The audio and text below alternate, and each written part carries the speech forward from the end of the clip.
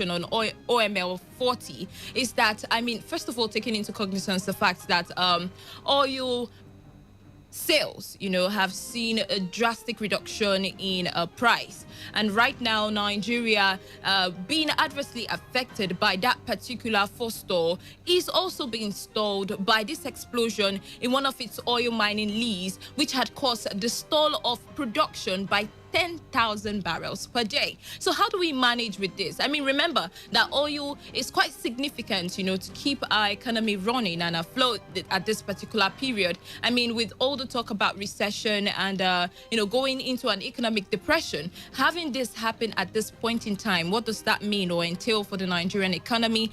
And how else do we facilitate or speed up our refineries? That's the repair or revitalization of our refineries, so that we may be able to, within our own self, start to tap our own resources and refine it and make sales to the available market as quickly as possible, especially this period and time when oil seems to be losing its price relevance at the moment. Well, just to give you that as a quick passer. All right, so quickly let's go into national budget and also the finances of the nation. Now, the Minister for Finance says that Nigeria will have to borrow 6 trillion naira in 2021. The Minister of Finance, Budget and National Planning, Zainab Ahmed, said Nigeria's total public debt will hit 38 trillion by December 2021. Zainab Ahmed said this on Tuesday in her presentation to the Senate Committee on Local and Foreign Debt. The minister said the total public debt stock, comprising the external and home debt of the federal and state government and the Federal Capital Territory, stood at 31.01 trillion naira, which is equivalent to $85.90 billion as of June 30, 2020. That was pretty much the second half of the year. The second quarter of the year. Now, it is projected, based on existing approval, to rise to about 32.51 trillion naira by December 31, 2020, which is the fourth quarter of the year. And that by December 31, 2021, it would have seen a significant increase of 38.68 trillion naira. Now, with all of this, it means that the country will borrow 6.17 trillion naira in 2021. Now, attributing all of the factors that would, necessitate the borrowing, one would ask the question, how do we plan on servicing the debt? I mean, our external debt already currently is projected to be at 32.51 trillion naira by December 31 this year, being the fourth quarter of the year. And if you remember, early in the year, we tried as much as we could to see how we can pacify our creditors, so that they could forgive our debts. Now, the question is, how do we move away from, or gradually move away, because when I say move away, it might sound very drastic. So how do we gradually move away from being indebted in terms of our external revenues? Now, how do we gradually start to be able to get at least a significant amount of our revenues generated inwardly, so that our external debt does not see a rapid increase at this point in time? And seeing the devaluation of Naira and the stronghold of other foreign currencies such as the US dollars, one would want to ask the question, how do we move away from that? How do we service these debts, first of all? Because we see that our manufacturing, I was looking at the PMI index and I noticed that manufacturing saw a drastic reduction in the country because of fundings and poor facilities, and not like the available market isn't here, but we're not tapping into it. I mean, talking about the budget as well, we also noticed that mining of gold was not also part of, our revenues that will form the accumulation of what we need to fund our budget. And one would ask the question, why don't we already start now to invest in other resources within the country so that we can have enough revenues to sustain our budget, or at least a significant amount of the budget, so that whatever we're borrowing for would not be so huge? I mean, look at the rapid increase of 6.17 trillion naira in just 1 year. Not really 1 year. I mean, we're already in the first quarter of the year already. So imagine that significant amount of debt within the first, second, and third quarter of 2021 alone. Well, seems like she also shares my sentiments, because she goes on to explain that the reason why she feels that we should take it easy with our debt collection that's coming from the minister is that she believes that when we're taking debt, that we should be collecting debt to fund a few projects, not too many projects at the same time. And I was going to talk about this last Wednesday, although I wasn't able to be part of the show. But, you know, if there's anything we've noticed so far with this country and funding of projects, we notice that we do too many projects at once. You know, sometimes we talk about why is it that we are not able to deliver at a given time with the completion of certain projects? And one would ask the question, imagine funds for constructing of federal roads, right?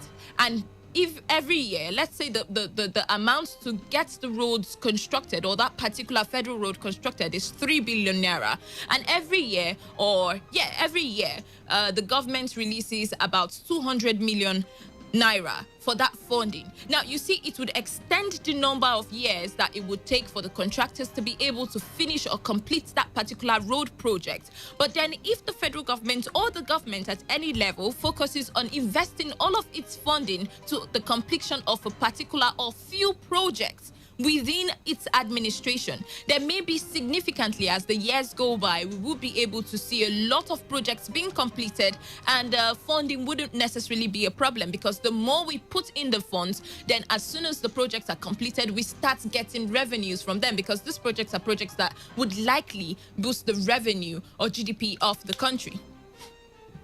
So while talking about debts here, one should also take into consideration the fact that the federal government has to at some point realize that giving too many projects and getting too many loans to fund numerous projects at the same time might be to its detriment. But anyway, I don't know what you think about that. I mean, there is no wrong in borrowing. Of course, we've all come to that reasonable conclusion that there's no wrong in borrowing. Every nation in the world borrows at some point. But then when we borrow just to fund numerous or too many projects that never really see immediate completion because of the splitting in funds. I mean, these monies are being split into different projects, which in the end of the day might take a longer time to complete. And then with that longer time would mean increased funds for the contractors, because as time lingers, certain funds increase, especially when with the scarcity or less availability of materials to complete this project. So the funds increase, interest rates as well increase, and then in the end of the day, we're not able to have this project completed by a certain administration, and the next administration comes in and there's little or nothing he or she does to complete or see to the completion of those projects. So one would ask the question,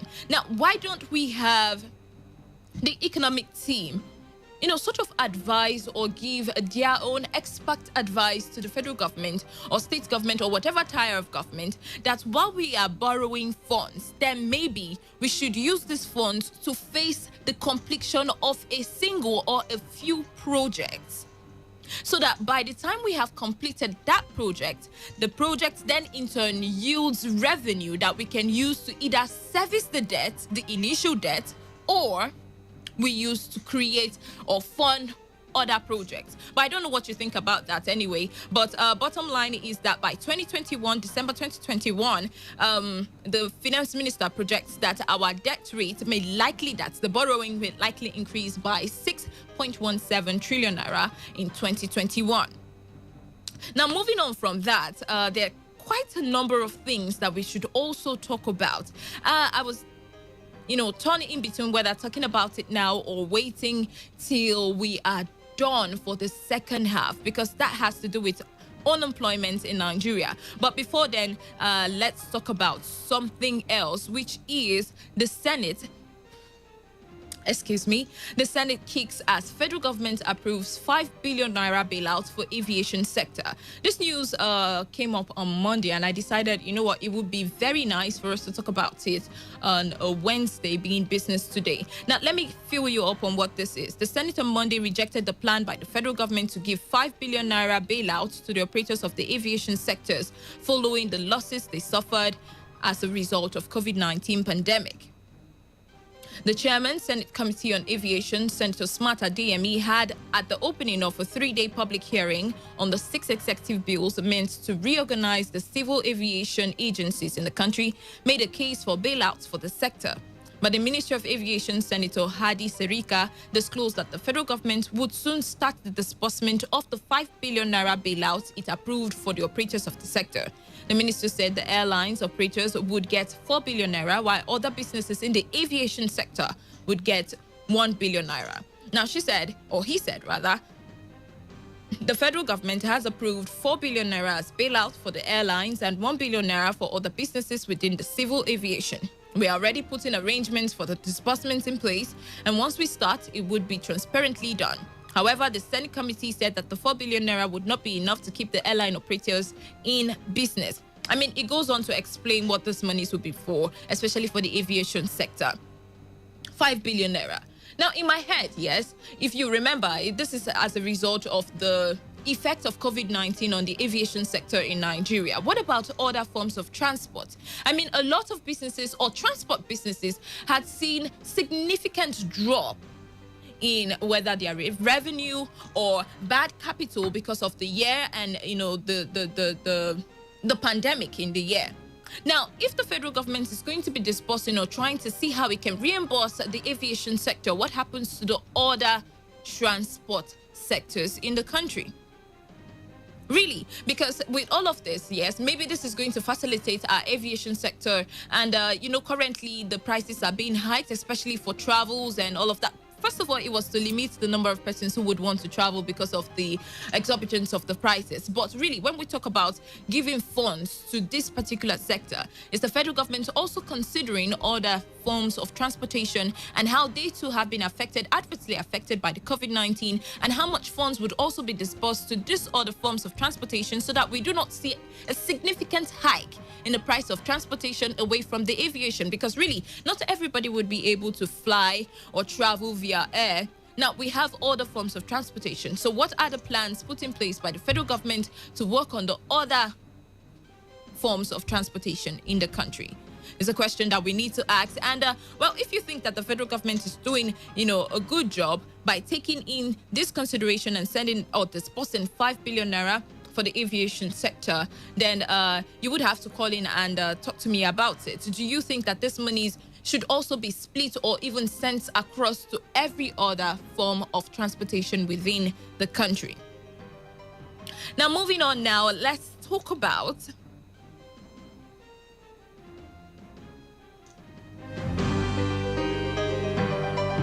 I already mentioned that Nigeria will be borrowing 6.17 trillion naira. So I just opened the wrong update. So let's see what we have here now. Now, everybody seems to be talking about the US election. It seems to be getting a lot of attention from a lot of persons. I mean, the US elections have been an enormous buzz, especially here in Nigeria or in Africa. And one would want to ask the question, what would be the economic significance of any of the candidates who finally emerges president of the US to Nigeria? That's one of the questions I've been asking myself. I mean, if you go on Twitter, you notice that a lot of persons are, you know, really buzzing about what's going on in the US and the elections. Now, I'm moving away from the fact that maybe we need to talk about what we learn via what we see in the elections. But now let's talk about what we think will be the economic significance of any candidate that emerges the president of the US. I mean, you remember that in 2019, 85% of the trade deals between Nigeria and the US were crude. Now, what else can we benefit from the US in terms of bilateral trade or economic preferences, seeing that we have a lot of interest as to who sits on this, who assumes or resumes office as the president of the country? That's one of the discussions that I hope we could engage ourselves in on Business Today, since we're looking at all the economic and financial possibilities and sphere of the country. Let's open the phone lines now and let's talk about what you think about the Minister of Finance and her fears for borrowing, the significant amount of debt that we might accumulate between now and 2021, and the fear that all of these monies that we borrow for may not likely be accountable or accounted for, because in the end of the day, the projects that we're borrowing for see split funds and none of them would actually see completion, which means that we may likely not be able to generate enough revenues from this project so that we can service the debt or also fund other projects. And then we also mentioned the 5 billion naira given to the aviation sector, and the question of whether or not other transport means will be seeing such disbursement of funds to help them out with the pandemic or with the effect of the pandemic. 0817-000951 or 0810-9510-951. Sending your messages or WhatsApp messages to the number 0701 9339 962.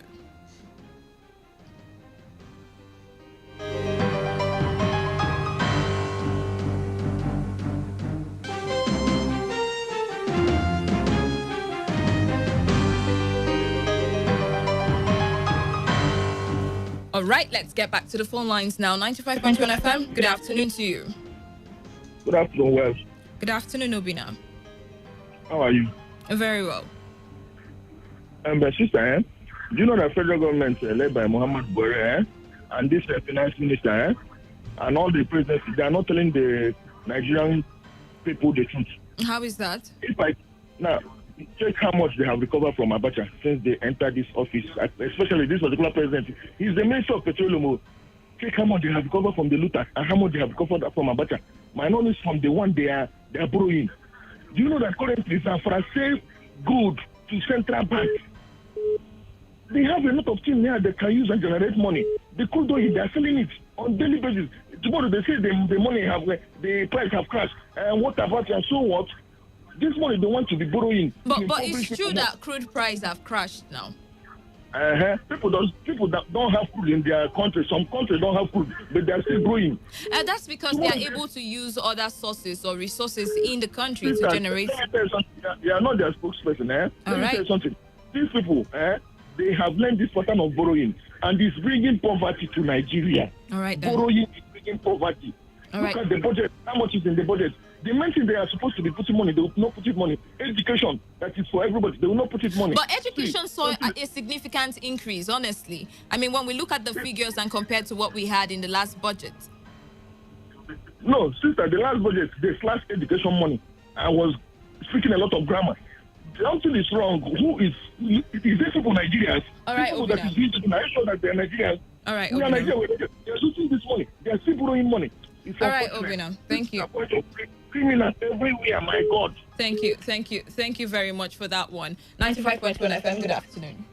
Yeah, good afternoon. What? Yes, your name and where you're calling from. Yeah, Clinton from me. You're welcome. Please go on. Yeah. Wait, borrowing again.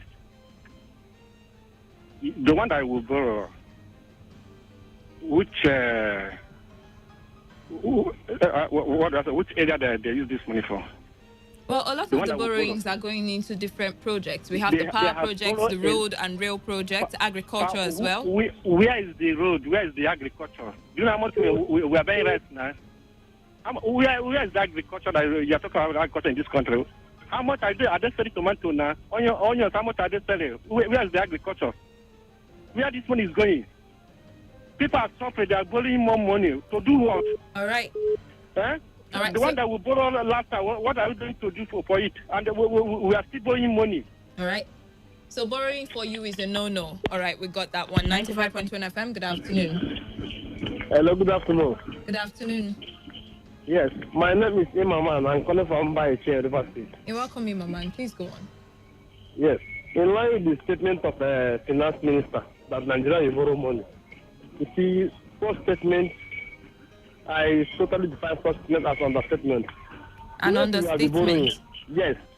The ones who are borrowing, what have we been doing with the money? What have we been doing with money? That money is for selfish interest. Look at the rate of unemployment. Can't they address the issue of unemployment? But as I said, a lot of the borrowings that we're doing, the federal government seems to be explaining that a lot of these monies are going into infrastructural development and agriculture as well. What kind of infrastructural development are they sending money to? Have you heard of the rail lines that they're working on? Hold on. Empower I mean, infrastructure development. Empower has been disengaged for selfish interest. Can't we employ youth? All right, Mama. Can't they employ youth? It's unfortunate. All right, Mama. These are for selfish interest. Right. If there is no employment in this country, the country is still having problems. If there's no employment, the issue of unemployment should be addressed to the youth. Jobless. We are not happy with the rate of unemployment in this country. A country that is blessed with unlimited resources, but it's very unfortunate that we cannot be able to maximize our potential for the benefit of the masses. After selfish interest, it's unfortunate. All right. Thank you. I see the man in my man from Baete. All right. Just to clarify something, I think our grievance should not even be with the borrowing because, as I earlier mentioned, every nation in the world borrows. But then how do we put in these funds that we get from other countries into our projects is where the problem is. The accountability and the completion of these projects as well also, as quite important when we look at it. 95.1 FM. Yeah, well, good afternoon. Good afternoon. Yeah, this is Chris O'Chris. I'm calling from Port Harcourt. You're welcome, Chris O'Chris. You see, I don't know this borrowing Nigerian government are borrowing, mortgaging the future of my unborn children and the generation at large. What are they borrowing money for? What are they borrowing? You say every country do borrow. Who, which of the country? You, how much are you owing? If you owe people, how are you going to pay? How are you going to fund infrastructural development in the country if you don't borrow? Then, if you are borrowing money, then we are seeing what you are using that money to do. We will push you up to borrow more. But that's where you should say your problem is with not seeing what the borrowed money is used for, not with borrowing. Give that money because of so much infrastructure or what? Where are they putting? Just mention where and where. You say away. Where is in my father's compound here? There is nothing like a way this thing they are working on my own area. So where are they putting the money? You say away. Which is the way? The one in the grave or the one in the physical world? If you remember, first of all, there are rail lines cutting across the north central and I think it was Niger Republic, and then the rail that travels from Warri, which is the south, down to through the west down to the north. So I think that all of these are projects that are very capital intensive. So when we're talking about the railway, I mean, nobody's going to build a railway everywhere in Nigeria at once for you. In the first place, you're not even happy with the borrowing. So where are they going to find the funds to build the railway everywhere? Then no, not that I'm not against the government the way they are running this. But what I'm asking, if we are doing business and you are not seeing them, what is the need of you still being in that business that you are doing? We are not seeing the benefit of the borrowing they are borrowing. Are they borrowing the money to eat or to do what? What are they borrowing the money to do in the company? For example, you have a company, and the company, you are borrowing money to run it, and your workers are not bringing money out. Won't you sack them and look for another thing to do? Will you keeping them? What are they borrowing the money for? All right. What are they borrowing the money? So much infrastructure. Are they eating the money? All right. Are they using it to dash people? I think I get your point. I get your point. Thank you. Thank you very much. Let's listen to the next person. All right. 95.1 FM. Good afternoon. Good afternoon.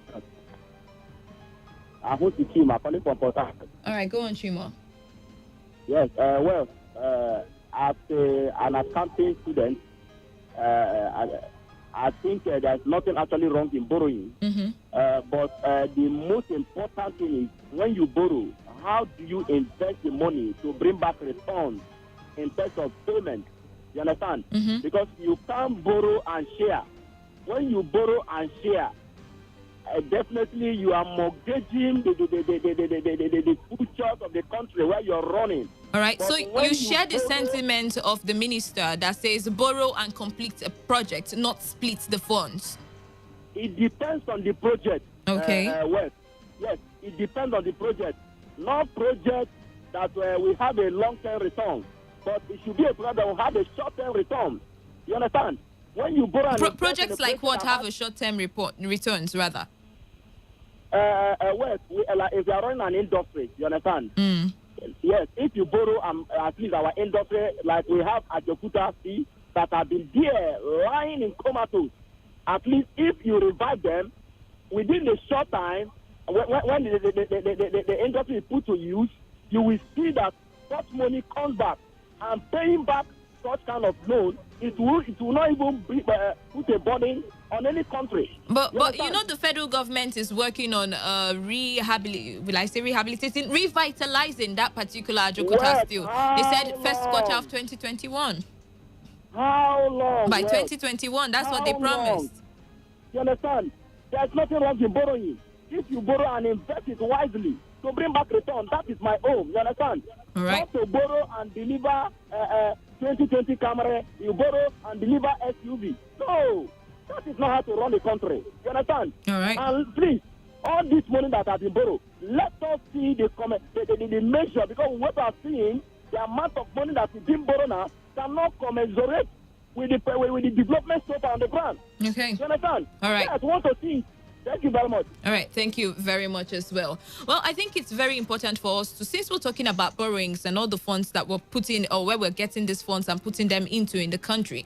You know, the federal government have always been particular about infrastructural and agricultural development. And what I just saw now, still coming from the finance minister, is that we are to get 1.2 billion external borrowing from Brazil to finance agricultural programs in the 2021 budget. Now, the question is, as I would always say, I remember the last time we're talking about agriculture, and I mentioned that if the government understands that it wants to diversify into agriculture, then it should move away from the individualistic funding of agriculture and work on it wholesomely, because we can't keep giving, you know, small monies for small farmers, or yes, for small farmers to, you know, grow their own self-sufficient farms, when we can actually harness this money in a holistic way and then work on it, work on agriculture in a way that we can produce bulk agricultural produce, enough for at least the majority of the people in the country. And then as time goes on, we grow gradually into exporting in larger quantities. But I don't know what you think anyway. Holistic or individualistic approach to agricultural diversification. What do you think? 95.1 FM. Yes. Good afternoon, Lady Work. Good afternoon. My name is Olu Loki, calling from Bayeneche. You're welcome, Olu Loki. Yes, I'm not against borrowing. You know, if Minister of Budget is borrowing, or federal government, whichever agency is borrowing, I am not against it. But where I'm against it, we are not seeing anything. Nothing to show that. Look at the place we are putting this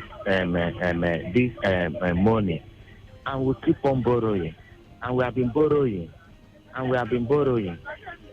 I think that the Minister of Budget supposed to like come back, do underground checks. Okay, all this ministry that we have been borrowing money, what are you people doing with it? Now, take for instance the Ministry of Transport. Now, have you ever gone to run check if the money you have been lending in or following up for him to borrow, if he's putting it on ground? The Minister of Power, nothing. As I'm talking to you, I don't have light. No light here. And tomorrow you have been talking about borrowing to fund power. The power There's sector. no power here. All right. It's truthfully. And we cannot continue like this. All right, We then. cannot continue like this. Now, can we hear that the federal government or whoever is borrowing to create job opportunity? Can't we hear something like this? That the youth who have borrowed so amount of money to create a job opportunity from so to so time. You people should wait. In fact, there is a kind of something like that, and the youth will be happy to like. In fact, we will encourage you people. In fact, we can even say, sell the whole entire country and borrow, so that we can, since we are seeing something on ground. But as I'm talking to you, nothing to show, Buchi. Nothing to show. All right, Loki. It's a problem. All right, thank you. Thank you so much. Thank you very much. You know, before I take any calls or even read the text messages, I think it's very important that I also mention that with the agricultural thing, right? Since we're talking about so much borrowing now, if the government is borrowing to fund agriculture, the diversification, how about, as I said, when you borrow, you look at it from a holistic angle instead of giving small funds to smaller farmers. I mean, that's also good. But then on the larger scale, you work with each state government or region, as the case may be, and send certain funds together, that's harnessing funds with the state and the federal government together to see how they can work on the production of a particular produce by region or by state, so that way employment is also being catered for, and then we can actually boost agriculture in earnest in the country. But what do you make of it? Again, do you think that the individualistic approach to agricultural diversification in the country is much better, or the government should work together with its state government to see how we can, grow that particular sector holistically? 95.1 FM. Yes. Good afternoon. Good speaking. Good afternoon. Yes, Mr. G speaking from Kasamade. All right, please go on. Yes, the debt we do by 2021 it will be 6 trillion, Abi. It would increase by 6 trillion. 6 trillion, Abi. By 2021.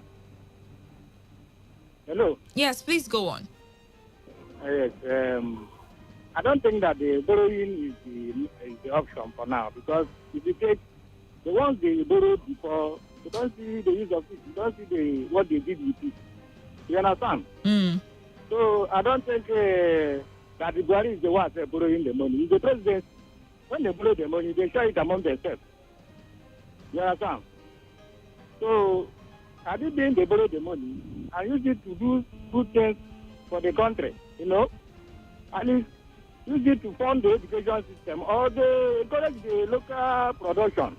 Okay. You understand? At least it will help.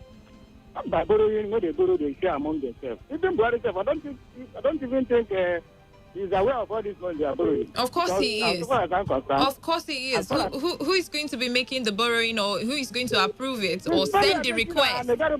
No, you see, I can't even let you say all that. A lot of this borrowing that you see is being sent by the presidency to be approved by the Senate. So you see, in the end of the day, the government is aware. So I won't let you make such allegation. 95.1 FM. Hello, good afternoon, Lady West. Good afternoon. Yes, Edward calling from Port Harcourt. All right, welcome. Go on. Thank you, ma. Actually, personally, I'm not against the borrowing of a thing. But there is no evidence the borrowing. So they are doing work, just as you said, the railway project. But they should do this project that people will see that, yes, they are using this money for something. Not, they will tell us today they have borrowed such amount. I'm even thinking only it's railway they are talking about. Okay, look at this West Road. They are not even talking about it. No money is coming in from that angle. And for the agriculture, I think they should collaborate with the state. Individual cannot handle it. For now, right. In Nigeria, individual agriculture cannot help us. Okay. The federal government should at least, when they borrow this money, use it and do something visible that people will see. Because what people are complaining is that we are not seeing anything they are doing with the money. I'm even thinking probably the only project they are doing is in Abuja and all the rest of the place. Well, projects are being scattered across the nation, all right? Let's not say it's only in Abuja. Yes, just do it in other states so that people will see that, okay, at least the tension of this borrowing will ease from them. They are the one causing most of these complaints. All right. As if they are not using the money for anything. All right, thank you. Thank you very much. 95.1 FM. Well, good afternoon. Good afternoon. Mr. Bright from Runebo. You're welcome, Mr. Bright. Please go on. Yes. Let me talk also on the popular issue, borrowing. And they asked the question, should it be holistic or individual on agriculture? Mm-hmm. A federal government does not do a holistic farming. What they do is to provide enabling environment, credit facility, and other infrastructural facilities like dam and other things and the irrigation system, other things that will aid farming.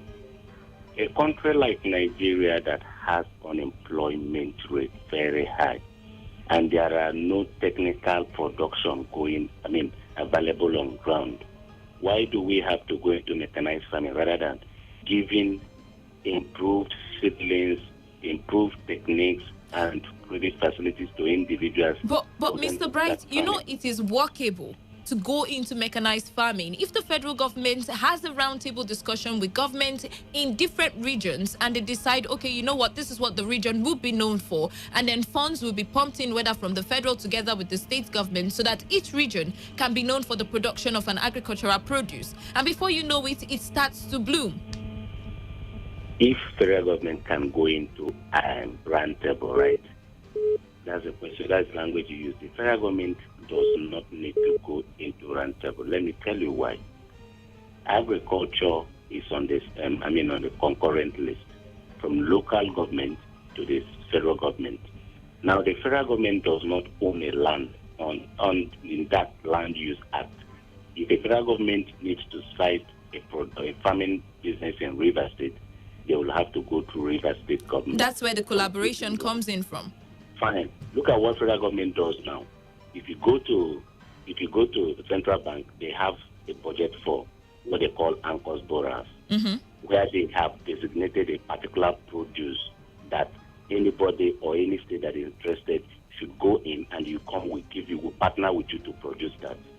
You have FADAMA that the federal government is running in partner with the World Bank.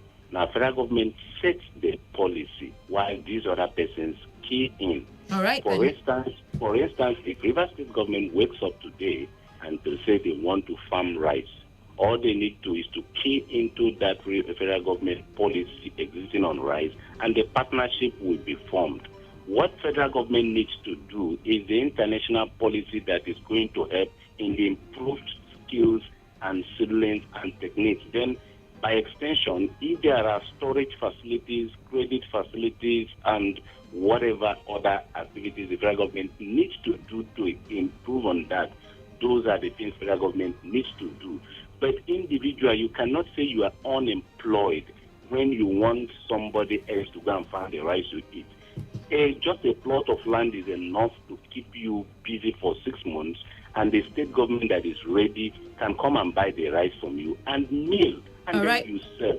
All right. There is no how we can have unemployment at this rate, and then we want to do mechanized farming where you have tractor, bulldozers, and other things, 1 or 2, 3 persons manning them over a job that can be done by 600, 700, 1,000 available laborers out there roaming the streets. All right, Mr. Bright. Let me tell you one thing. Finally, one of my lecturers told us the reason for slave trade was when the Europeans needed slaves to work in their farms.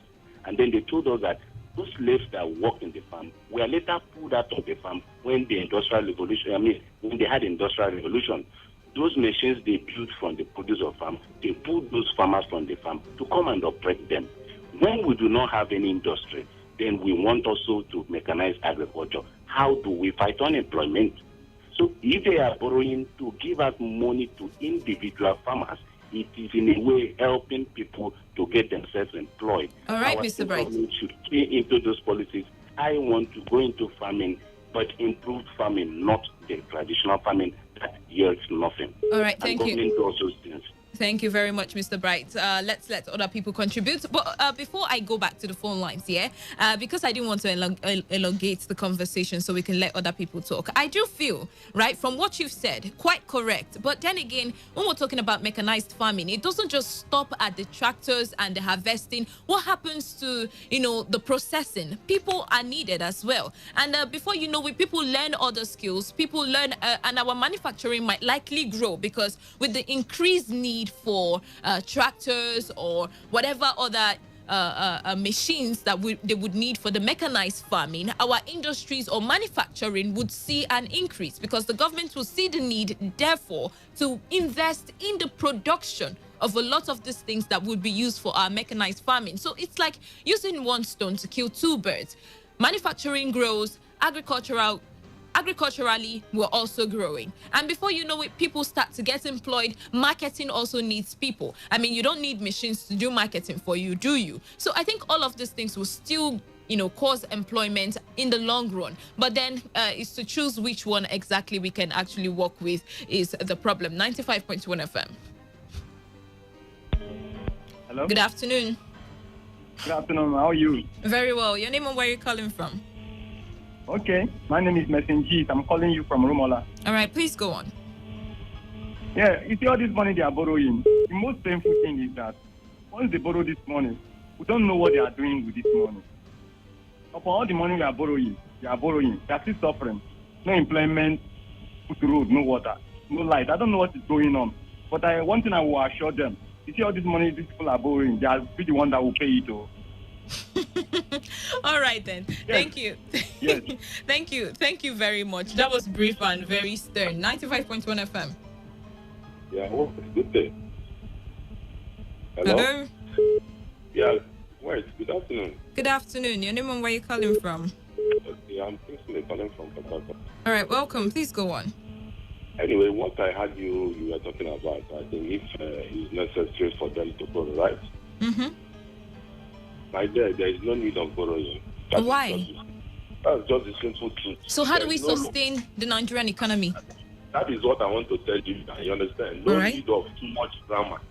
Coming to speak grammar and every other thing. I'm an economist. Okay. The simple issue is this. We are not telling ourselves the truth. We always claim that we are one Nigeria. The issue we are having is just this over-reliance on oil.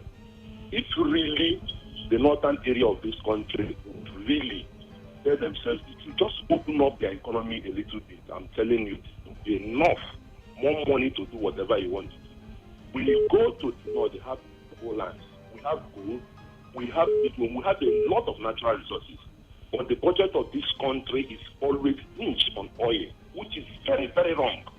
When they do this mining, they do it and at least it becomes that industrial. Some of these countries today, they don't even have any other thing that we have. It's just only farming. And the farming you're talking about, more especially, some of them is just on. And today they are sufficient on their own. And they are managing based on their economy. And living bogus life when you are supposed to live according to what you produce. Look at our rep and senators. Look at how much they got as their salary. But at the end of the day, what you will use to check an economy of the country is their minimum wage. What is our minimum wage today? That is where we should start. And at least we work based on what we can produce on our own. We don't need to go borrowing. God has blessed us. All right. My sister. So we're self-sufficient enough. You said what? If we look inward, we can be self-sufficient. Yeah, you know what? You mean if we look inward, we can be self-sufficient? Thank you, my dear. That is what I'm telling you. But it's not that we claim one Nigeria. A part of a country don't even want people to come into their own area. I'm telling you the truth. If we can tell ourselves the truth, it's just that we always believe in this oil. And what we are waiting, when this oil dries up, then they again told Israel. There's a lot that we can do. These things that I'm telling you, go and check this and I'm telling you myself. This code, they have it in law. They have a lot of things.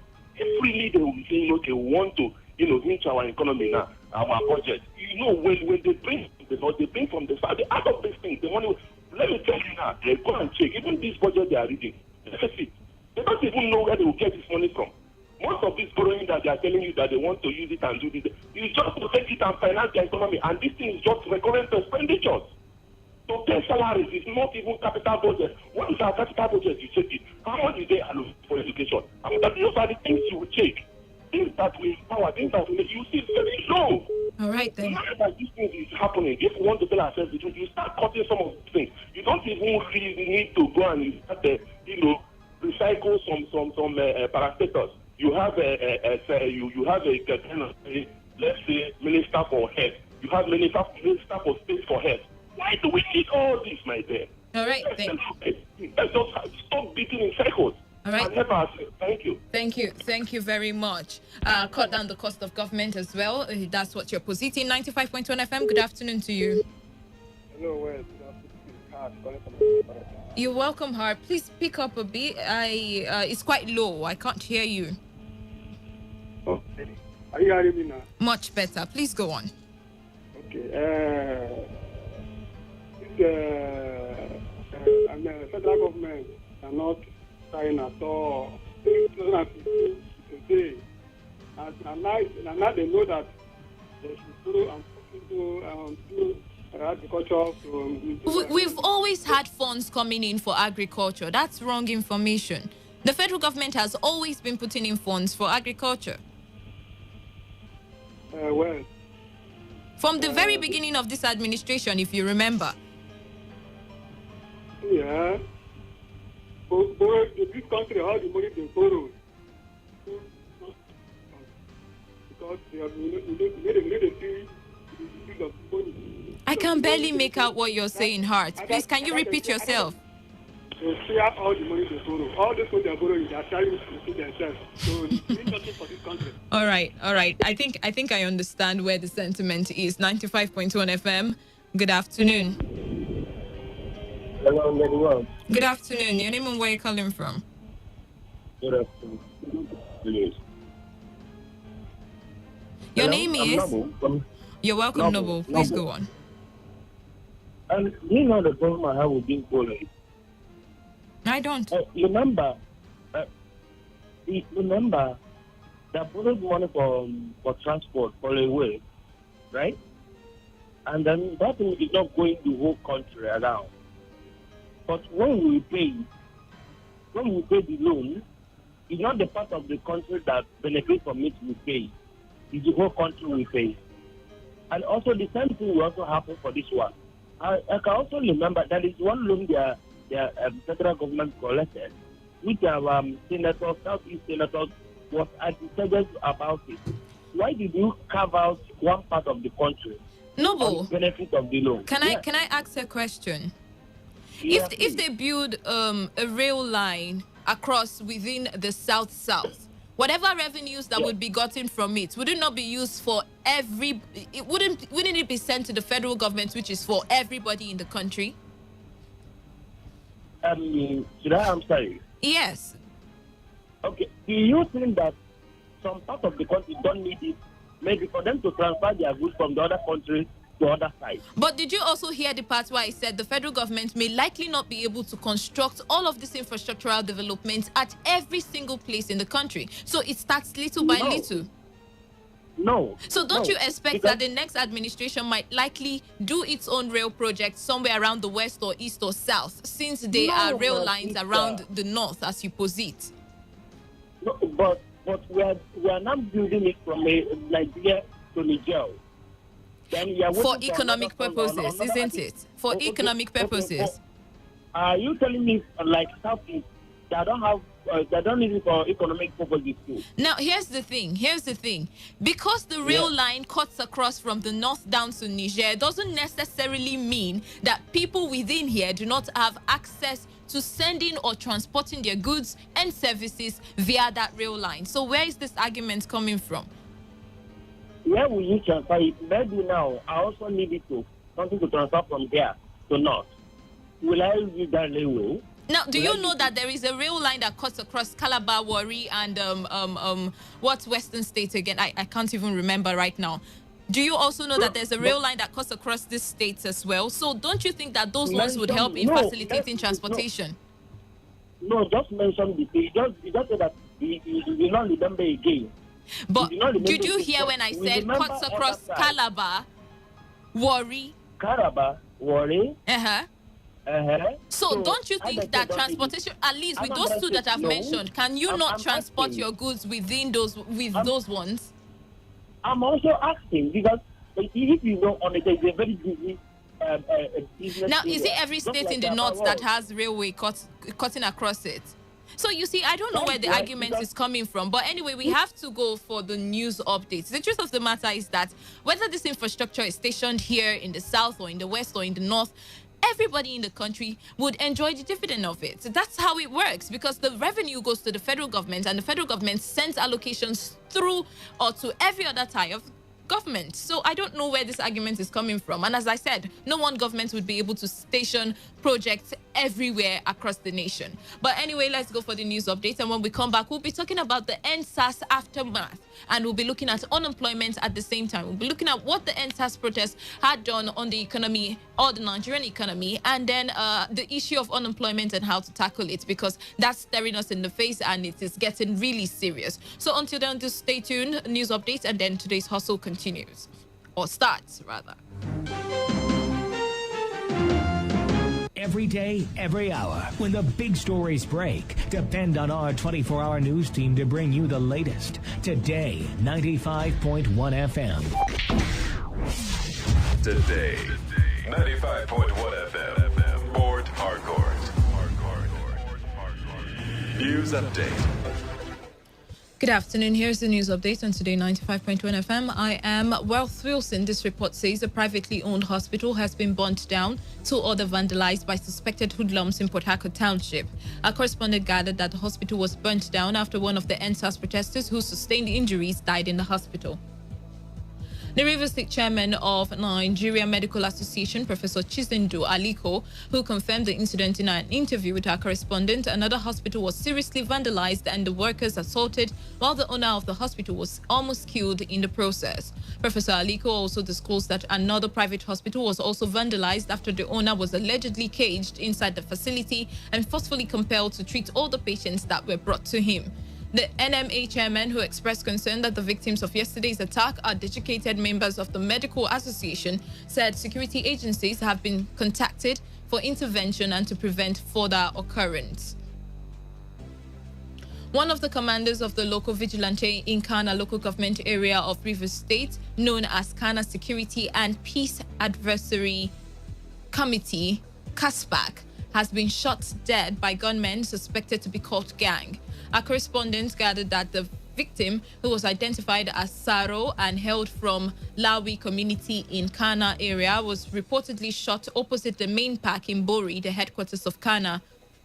The member of the CASPAC, who gave his name as Christopher, confirmed that he was with the victim when he was shot dead.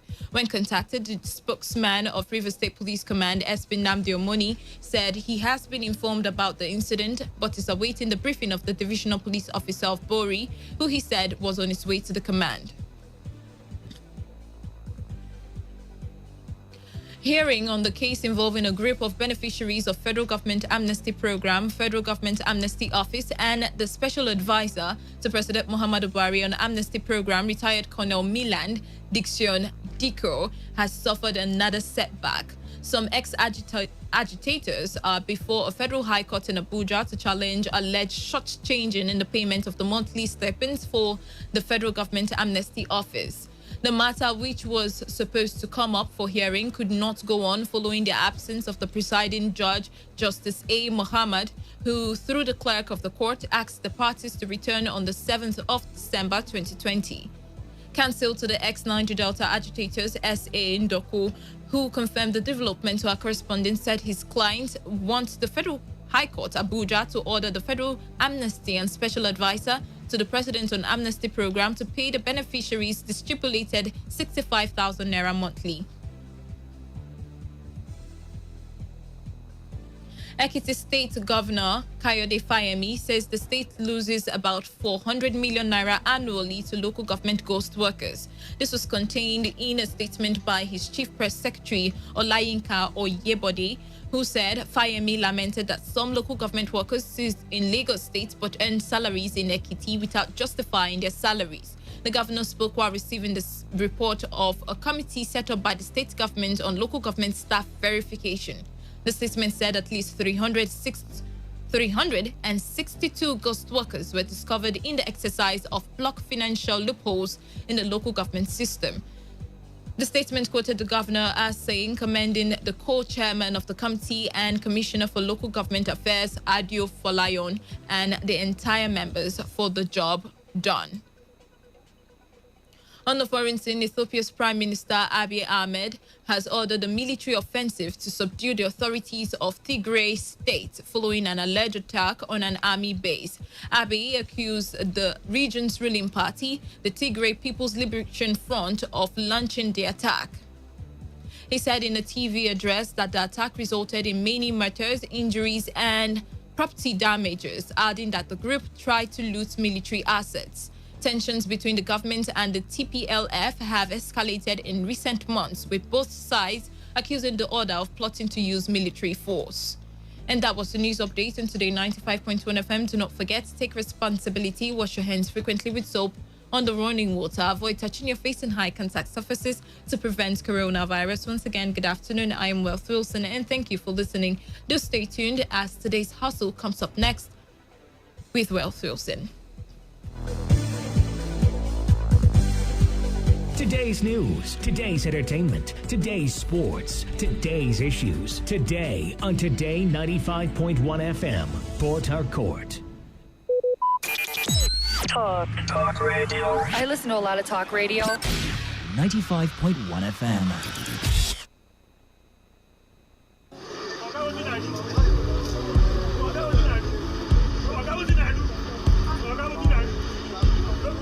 I am a proud Nigerian. I have been placed here by God for a time such as this.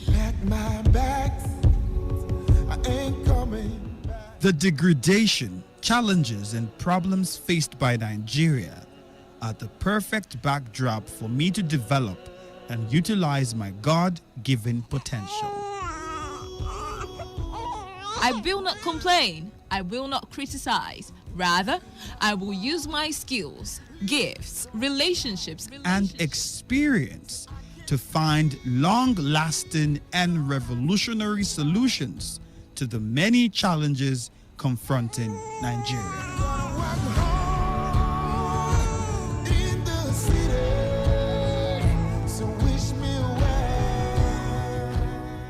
Nigeria will rise again. Because I am here, I will leave this nation a better place than I met it. I will work to make Nigeria a praise on the earth.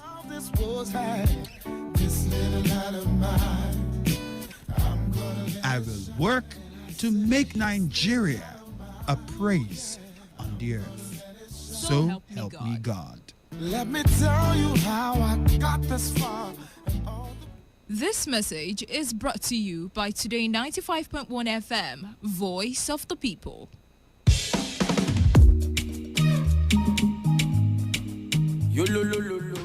Government tell us say police now our friend. I remember what my papa tell me.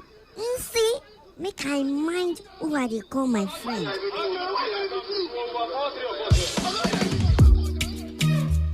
Young lady, you're under arrest. Oga, for waiting now. What can I do? When you get to the station, you'll find out. Hey. Look, don't show, everybody don't drop out. I say I know they follow you go anywhere. Hey, you know they go anywhere. Go and ask about Officer Mark. You see, if I deal with you, nothing will happen. Nobody will question me. I will deal with you. Oga, leave my clothes now. Waiting. You won't take me. Oga. Do you have 200,000? 200,000 for what now? Wetin I do where you want collect 200,000? If you get to the station, you pay more than that. 200k for waiting. I don't get that kind of money. I don't get that kind of money. Oga, remember, you were once like us before you got into force. You have brothers and sisters like us in this society. The law says protect lives and properties. But what do we see today? This life don't last forever. Please remember, we have just one life. Why can't we live for one another?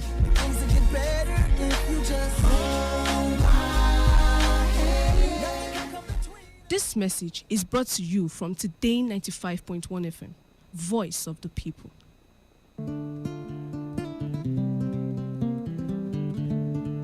iPrep in action on Today FM.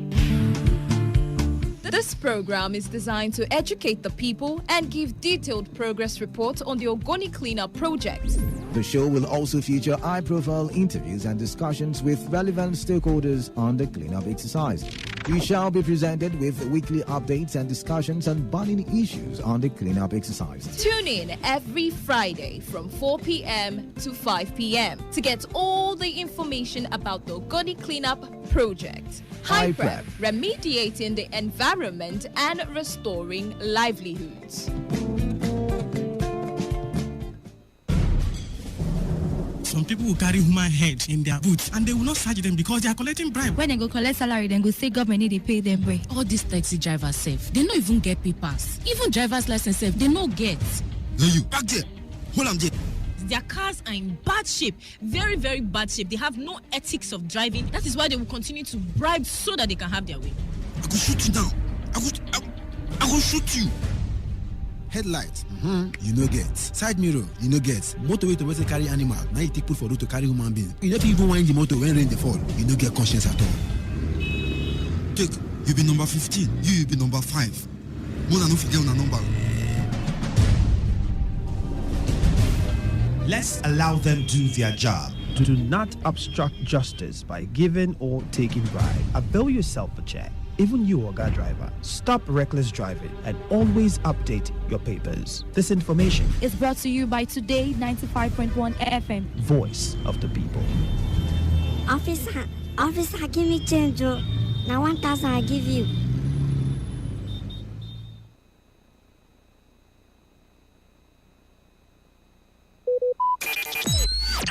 Talk radio. I listen to a lot of talk radio. 95.1 FM.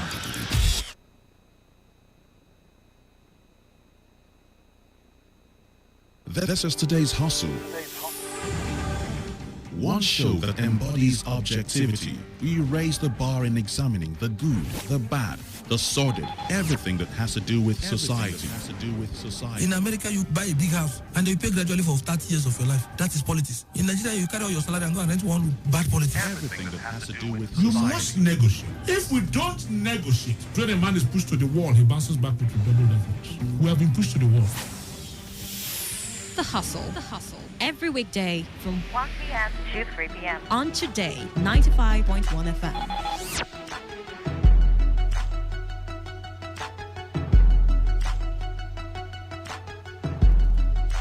All right, once again, a beautiful afternoon to everybody listening. It is 13 minutes gone past 2 o'clock, and sadly, we wouldn't be having the hustle as usual. If I had known, I probably would have used the hot spice topic I had for you people for the first half when we had business today. But anyway, there's no loss anyway. We're going to be talking to somebody from representing Education for Positive Change Initiatives, the spokesman for Education for Positive Change Initiatives.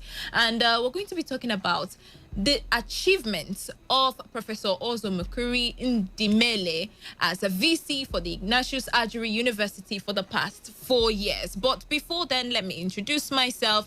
I am Wealth Wilson, and together with me is Mr. Innocent Mejim. I hope I got your name right. You're right. All right, good afternoon and welcome once again. Good afternoon, Wealth.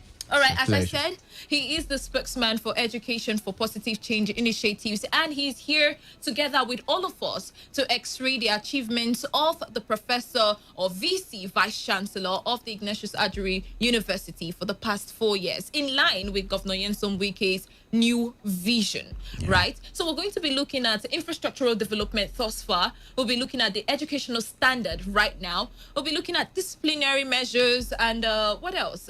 Postgraduate programs, staff welfare, student welfare, all of those.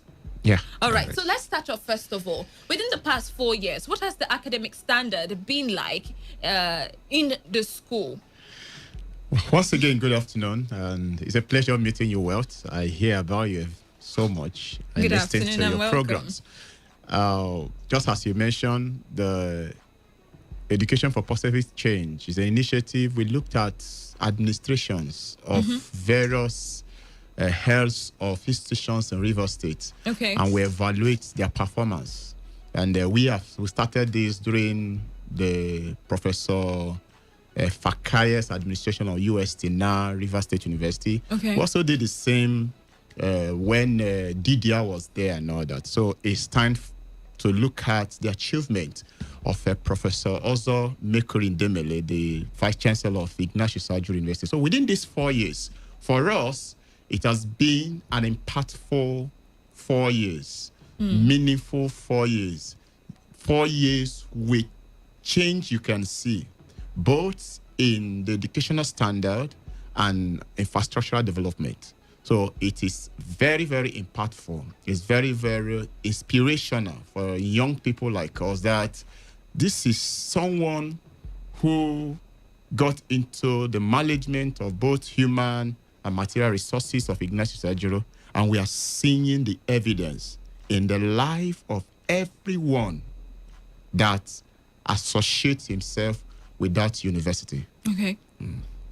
All right. So now, first of all, just to put something clear. Now, this movement is to foster or encourage better development and activities, academic activities of our schools within River State. So now let's talk about how much growth we've seen thus far. Now, has this initiative, first of all, before we even talk about the Ignatius Ajuri University and Professor Ozo Mukuri, now let's talk about what this initiative has done with putting our universities on the right track, especially for academic growth? Yes, we engage with these leaders. We look at their blueprints. Okay. And we begin to study them. After a year, after 2 years, we begin to compare. Then we write. We are not that we put everything in writing.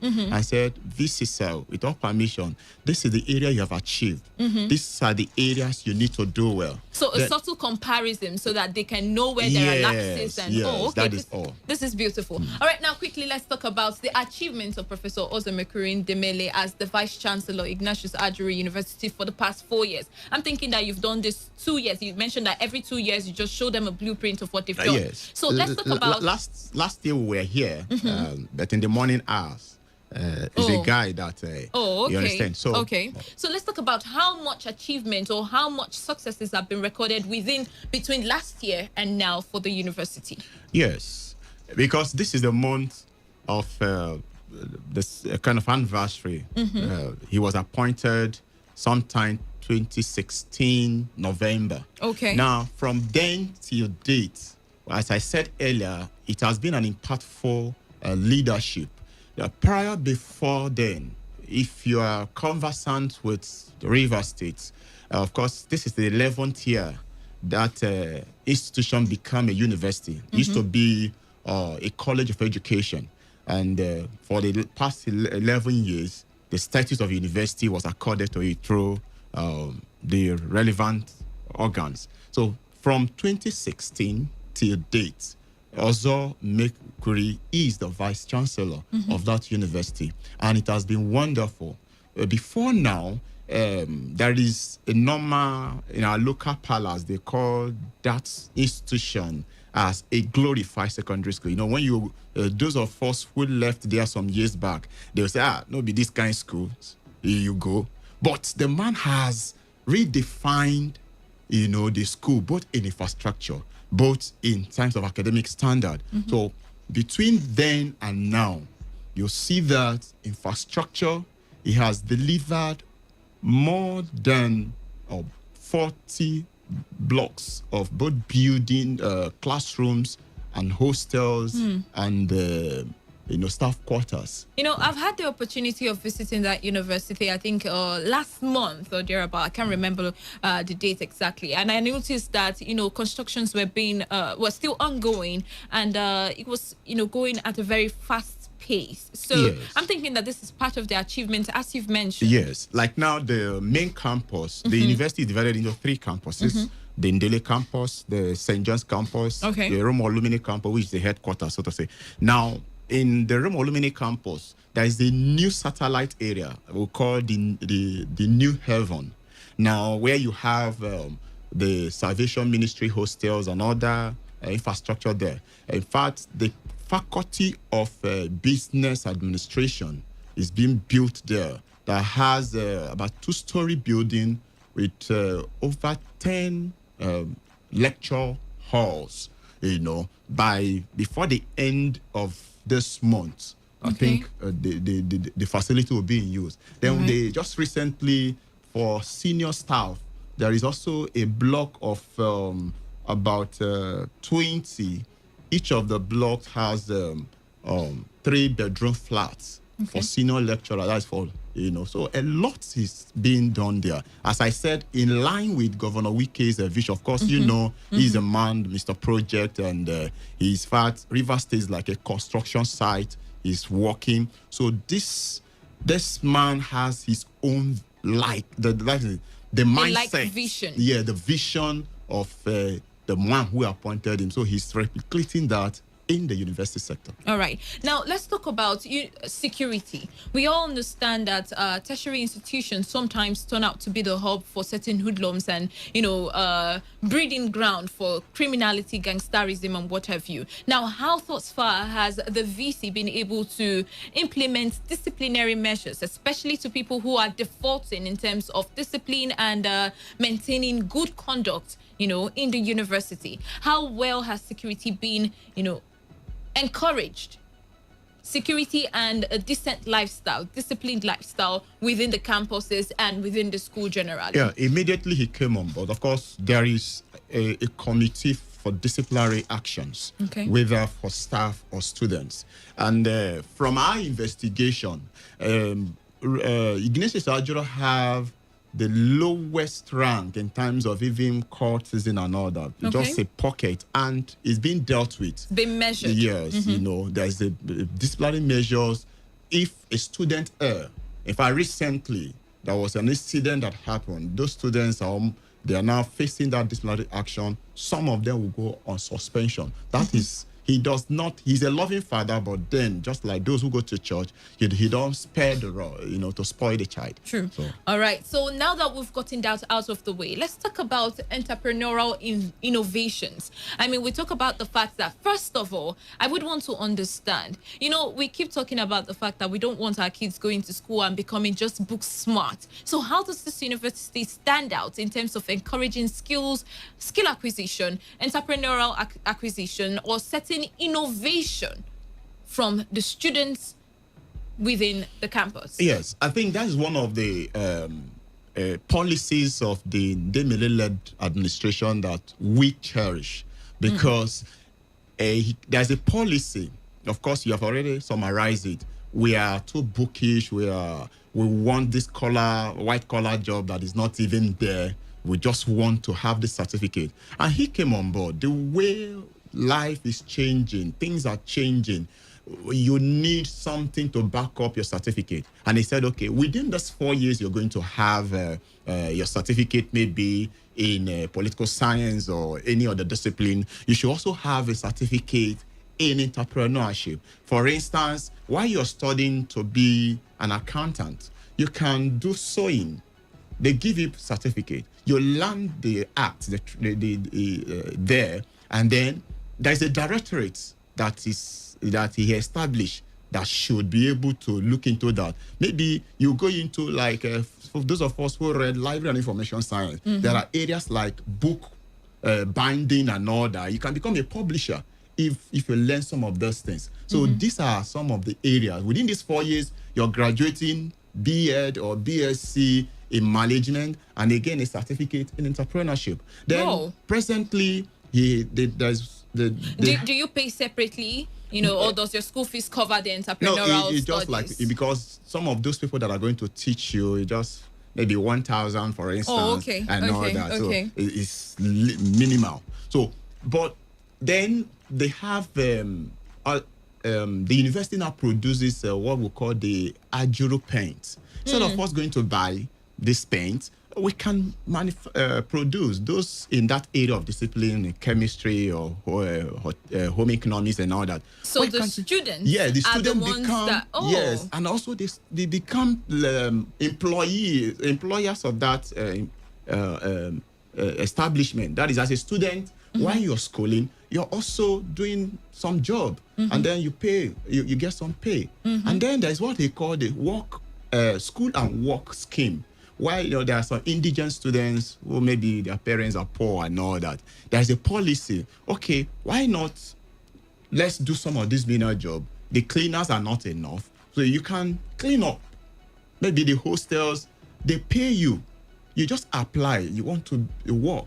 Maybe from 6 a.m. to 7 a.m. before your lecture begins. You have cleaned the places, and then at the end of the month, they pay you your money. So the school makes provisions for all of this. These are innovations. These are things that, so that, for instance, there is a student who is doing well academically, maybe because the parents could not afford his fees. We can't lose such a student. So with these measures, with this policy, you can be working, maybe cutting of the grasses. At the end of the month, you have your money. So it's work and school scheme. Beautiful. So now, speaking of which, I mean, you've mentioned something quite important. I'm sure a lot of persons would have the question in their mind. I mean, a school that would teach you how to explore your entrepreneurial, the inner you that knows how to be very, dexterous with different things apart from school. How much would the school fees be? Well, is are the fees student friendly or parent friendly? Comparatively, schools in River State is less in terms of school fees Then I schooled in the East. Both my first degree and my postgraduate degrees, they are all in the East. So I know how much, presently, I still have correspondence there. I know how much they pay. For River State universities, I think they pay less. Compare, you can do your, as a journalist, you can do. All right. For us, the schools is affordable. Even the postgraduate school fees, they're all affordable. All right. If you're just joining us, I have with me Innocent May James, spokesman for Education for Positive Change Initiatives. And he's here to talk about, or x-ray together with me, the achievements of Professor Ozo Mekuri Ndemele as the Vice Chancellor of the Ignatius Ajuri University for the past 4 years. Now, we all know that this year there's been a lot of struggle. The Nigerian economy, schools basically have been hit by the pandemic and, the rocking back and forth with academic staff and the federal government. Now, let's talk about how Ignatius Ajuri University have been able to meander or walk through this particular hard period or the hard period of the pandemic, managing COVID-19 studies and its students. Yes, that is another innovative leadership I said about. Very impactful. In fact, nobody dreamt. We all wake up 1st January 2020, Happy New Year. Nobody knew that something like this will come up. In fact, as of February, nobody thought about it until I think first week of March, before we begin to see this ugly pandemic and all that. Now, immediately, the governor, because everything the man does is in line with the vision, the new vision of Governor Nyesom Wike, pertaining education. He has a vision. It's okay, what can we do about our students in these universities? Okay, can we have a way of teaching so that they will not miss the academic section? Now, the Professor also Mekuri and the Ignatius Ajuri University was the first to initiate the e-learning. While students were at home, they were learning, lecturers were teaching, and they were about preparing for exam. Everything was set. In fact, they have written the first exam. There was an issue, of course, when you're test running things, or especially in the third world countries where ICT is still a challenge. Now, after the first exam, the second paper, some couldn't submit. Then there was also the Senate of the university, as we were told, had a window. When you can't submit, we'll repeat it. Just wait. But because of, in a system that is progressive, some persons will want to fight. There was some uproar within some students. Even though by our investigation, there are undertones. Those students couldn't do what they did at that time because of some power that be. So when this issue started, the university suspended the exam. And then I think from the mandate from the government, until now, presently now, I learned they are writing exams presently. Exam. So it's either the E or the normal one with social distancing, So, but if not for that incident, Ignatius Ajuri would have finished their exam, even the second semester would have, by now would have been in the new academic section.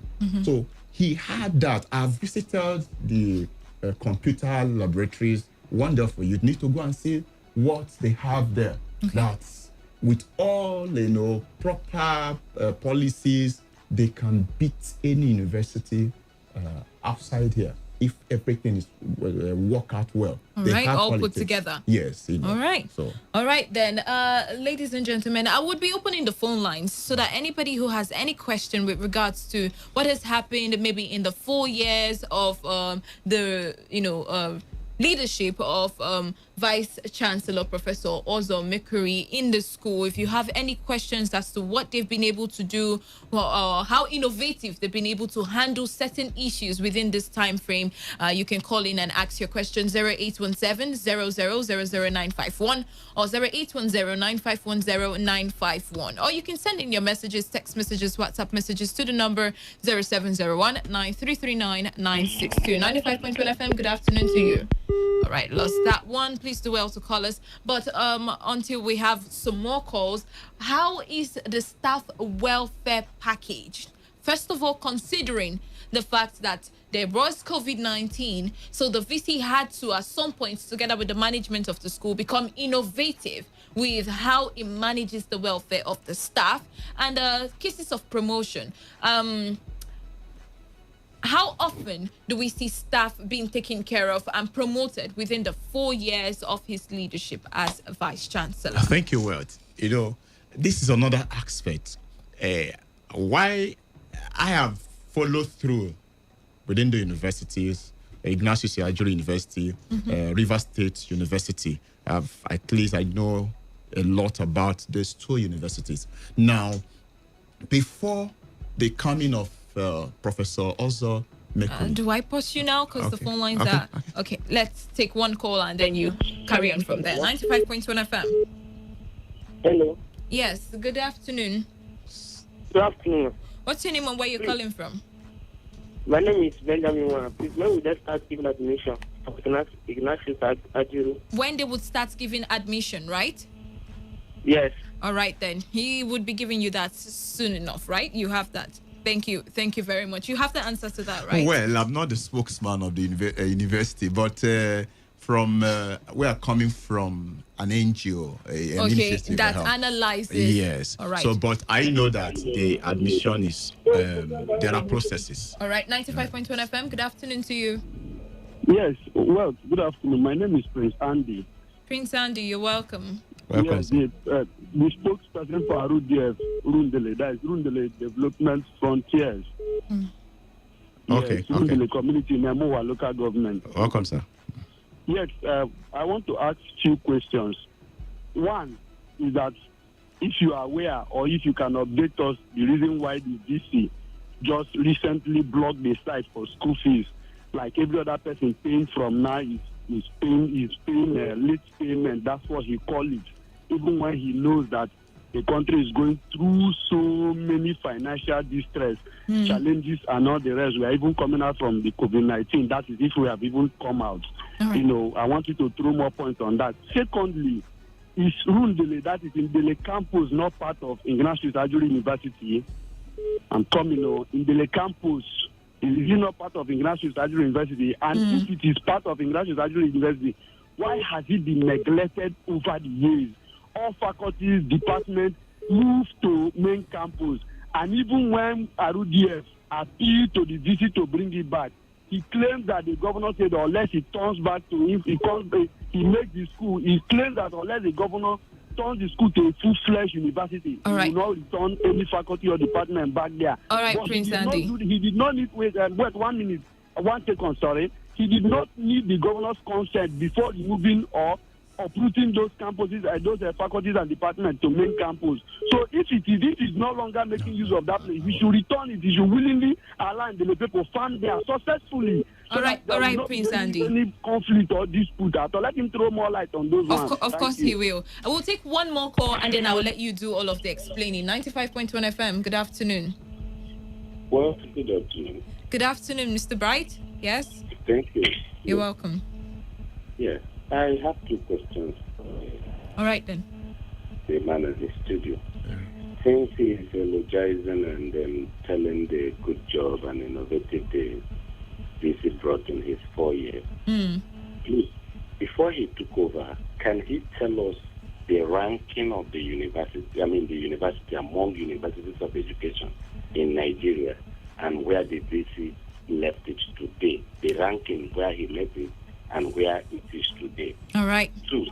Two, how many courses were the university offering before the VC and how many has he introduced? How many did not have accreditation and how many have accreditation? And three, lastly, what are the exhibits, what are the innovations of the university that are out there among the innovations of universities in Nigeria within these 4 years the VC have been. Let's see how we can measure this VC's achievement. All right. It's not just on mere blocks. All right. All right. All right. Thank you.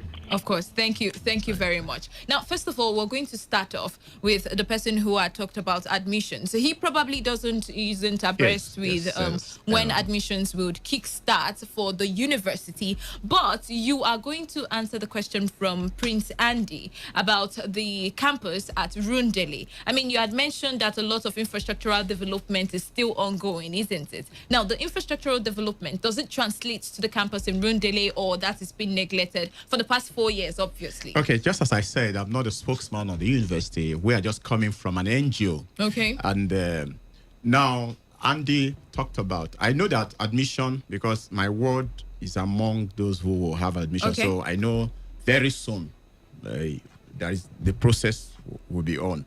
But for Andy, we have also engaged the VC about the challenge of Ndele campus. But it's not really the VC's problem. Now, you should understand before now, that's why I thank God for the kind of governor we have, you know, being innovative in terms of the security architecture of the state. When there was a problem within that road, this West Road, that are more houses. So that also had effects on the activities of that campus. But thank God, normalcy has returned. Thank God for the government. You know, they have done well. Now, I am also aware that this group went to pay a cost survey. I think they did a protest, and then they were invited, and the VC told them there are plans. Now, the challenge of that university, which we also have written to the assembly, why not change? It's a specialized university for now, at least in theory. Okay. College, University of Education. So now, why not expunge that education so that other faculties and disciplines can come in? So they have not done that, which we pray they do, so that there will be a lot of faculties can be created. But does the VC buy into this idea of expanding beyond just education? Yes. Presently now, that's why I said in theory. Presently now, in practice, they are offering not just Bachelor of Education. They now offer Bachelor of Science, Bachelor of Art, you know, and all that. That is, so all they need now is an executive bill or the State Assembly removing education. Then it will accommodate as many faculty as possible. So for Ndele, authoritatively, the VC will soon start something there. You know. Soon? Yes, as possible. Before he leaves. I am aware of that. Okay. Because we have engaged him. So we're looking at by the next time you come here to talk about the achievements so far, campus. This would be part of the achievements. Yes, Ndele campus is the real thing because he has done quite a lot in the main campus in St. John's. The next now is Ndele campus. Right. And there will be more courses and disciplines. Very soon, we're also authoritatively informed that the NUC will be coming for some other programs that he want to initiate. Okay. So please, Ndele people, who are also my people, they should be patient. All right. Now, backtracking to the question I had asked you earlier when we started talking about academic standard. Someone else had already called in or has called in, that's Mr. Bright, to ask the question as to what status did the university have before the coming of the VC and how well have they improved thus far in terms of the ranking or rating of, College of Educations or, universities in the country. Well, you talked about University of Education. Or maybe let's start off with River State. University of Education, I with the knowledge I have, I might be missing. I know that they have just 2 University of Education in this country. I don't know whether other ones have come. And Ignatius Chiduru is the first. Then followed by Tai Sonari, University of Education at I think Ogun State or something like that. It used to be called Tai Sonari College of Education. Now they are upgraded. I don't know whether there's other University of Education. Now, in terms of ranking, I am not quite sure that colleges of education, since they have to, there is a ranking for that. I'm still going to look into that and check if the body, the people, the body that's supposed to do that have done that. But all I can say is that even when there were colleges of education, the products of that institution have always stand tall. You know, they have always stand tall among. So we have students coming out of this university that are deserving of the degree that they get in the end of the day. So now, looking at when Ozom Mekuri came in, now he talked about how many courses. I knew that before he came, there were about 20 courses the university had. Okay. And some of those 20 were not even accredited. Okay. But when he came on board, they had full accreditation. For all 20? Yes. Then there were additional about 10 other courses about undergraduate. I'm talking about undergraduate now. Like the Department of Library and Information Science came in through him. The Theatre, Art and Drama Studies also came through him. Other departments that are there now, the BSc segment of the undergraduate programs, instead of just having BEd, now came through him. And all this program, the 30 programs are all accredited. All right. Thank you very much for clearing that one. Any more questions? We will be taking your calls and text messages. You talked about innovations. Yes. I was going to go back to innovations, but then again, I wanted to add because of time. Could you talk about innovation as quickly as possible and then talk about the staff welfare and promotions, because that's also very important. How accommodative has he been to his staff within the period of COVID-19 and in terms of promotion as well within the 4 years? Now, you talk about innovations. Look at the postgraduate programs. A year, if you are serious about your studies, you can graduate as in have your master's within a year. That is innovations. I went to the East to school for my master's. I know I spent 18 months. So that was innovation. If you as a student, you know what you're coming to do, within that 1 year, you can make. So is this now bordering on the students or the school in itself? No, it takes an innovative leader. It takes a willpower to implement some of those things. Now, there is a willpower by the management. University has set a template. If you can make it within 1 year, you take your master's in whatever field you have chosen. So, but of course, sometimes students delay. And nobody will graduate you when you have not met up the academic standard. So that's what I mean if you're a serious student. Then also innovations, the doctorate of philosophy, that is PhD programs. Within 2 years, and some persons have engaged me privately, how can you do PhD for 2 years? And I said, yes. If you but it's possible anyway. Okay. It's possible. So, and since there is a template, the management said it's achievable. Is it you, the student, that shouldn't? And as I was just calling, a friend of mine, called me, oh boy, I've graduated. So these are innovations. It's not in anywhere. I beg to be corrected in this whole country where you graduate within this record time. So these are innovations, and other universities should borrow from this.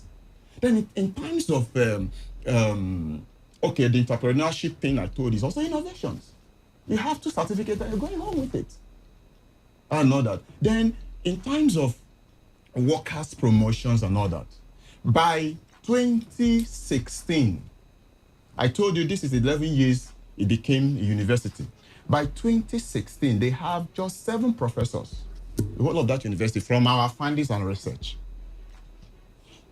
Between 2016 to 2 days ago, they have additional 40, that is 47 professors. In fact, this last one, from when we saw it online, 14 professors, a different feed, 13 readers. Of course, who knows how many senior lecturers they have. This is innovation. You know, when you just like now, if you get a promotion, it's part of incentive, motivational incentive for you to do more. And the people are happy. Some of the rules that were anti-people, but by the time he came, he expunged them. Anti-people or anti-lecturers? Or not just staff? Lecturers. The staff I'm talking about, both non-teaching and teaching staff, not just lecturers. A cleaner is a staff of the university. So what rules were there before now? Then, our organization find out that some persons who are a messenger, that's you non-academic subject them staff to ICT in terms of promotion. They should write an aptitude in ICT. And the one said, yes, we are growing. The world is coming to that. But for now, you can't tell my mother who never saw the 4 walls of university and is a messenger there or a cleaner, and you want him, you want her to start, So these are the issues. These are the things. He says, okay, for that, let us focus on the academic staff and maybe the senior staffs, the registry staffs on this ICT thing. And what did he do? He bought, the university brought in laptops. Okay.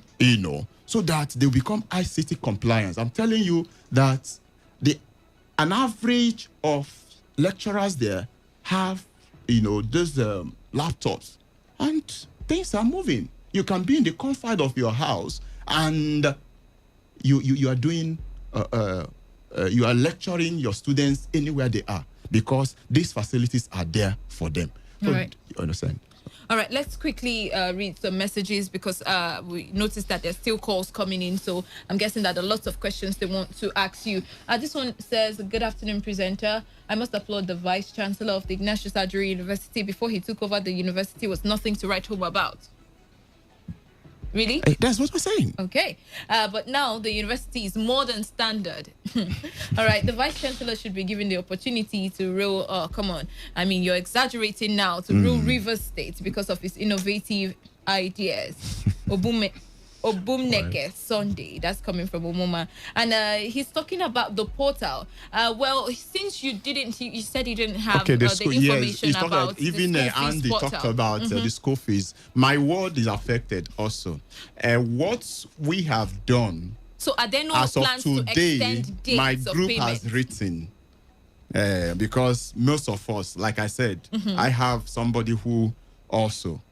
So as I said, I'm not the spokesman of the university. But then there are plans to communicate with the Vice Chancellor. Today, before the end of work today, I know the letter will get to the university. All right, so let's hang in there. I'll keep you informed. All right, let's hang in there. Before we go back to the phone lines, let's quickly just get this one out of the way. He had mentioned the campus in Rundele, and that brought to mind the question of host community, the relationship between the school and host communities. Can we quickly talk about that within the 4 years? How well have they been able to foster?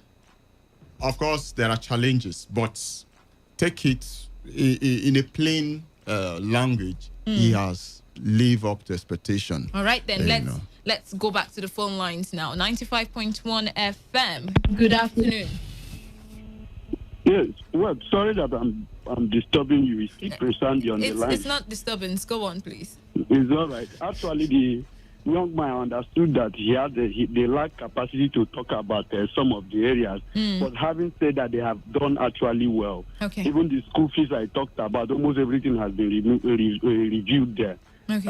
Let me add in 1 or 2 things. This year, as a person, has done very much well, like more than our expectation in UOE. UOE is a school that I've been following up, if not for almost 7 years, even before the VC came on board. I actually went there with the local government chairman and the councillor of my ward, that is the local government chairman, Honorable Tom Alesi, and the ward 7 councillor, Stephen Achnike. We went around.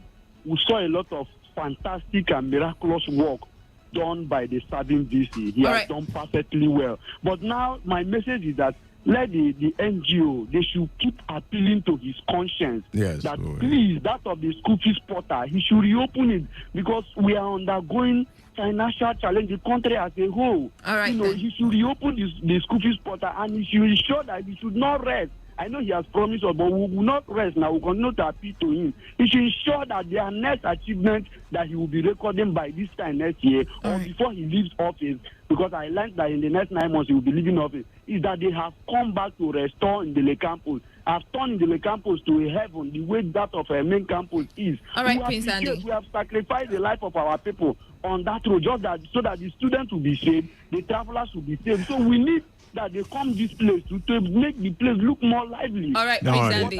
Andy, we'll take it off from here. We'll take it up. We will. Thank you, my brother. All right, thank you very Thank much. you. And I think you've also mentioned the issue of the portal and that you've sent in Yes, a yes, request for an extension of payment. 95.1 FM, good afternoon to you.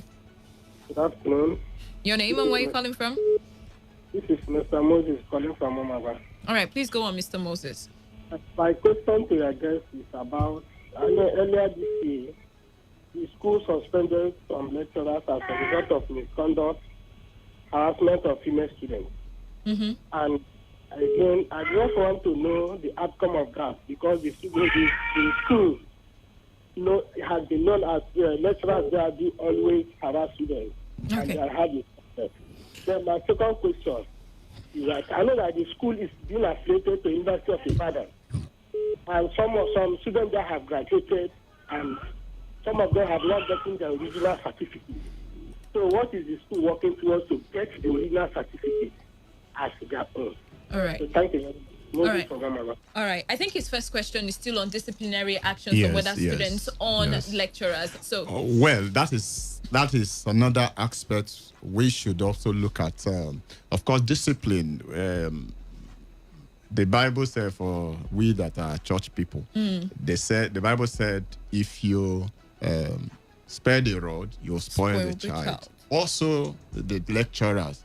There is the disciplinary committees. Of course, the university system works with committees. Now those who are suspended, some are even were sacked. Depending on the degree of the punishment and the recommendations. So they are still there, especially except those who have finished serving their.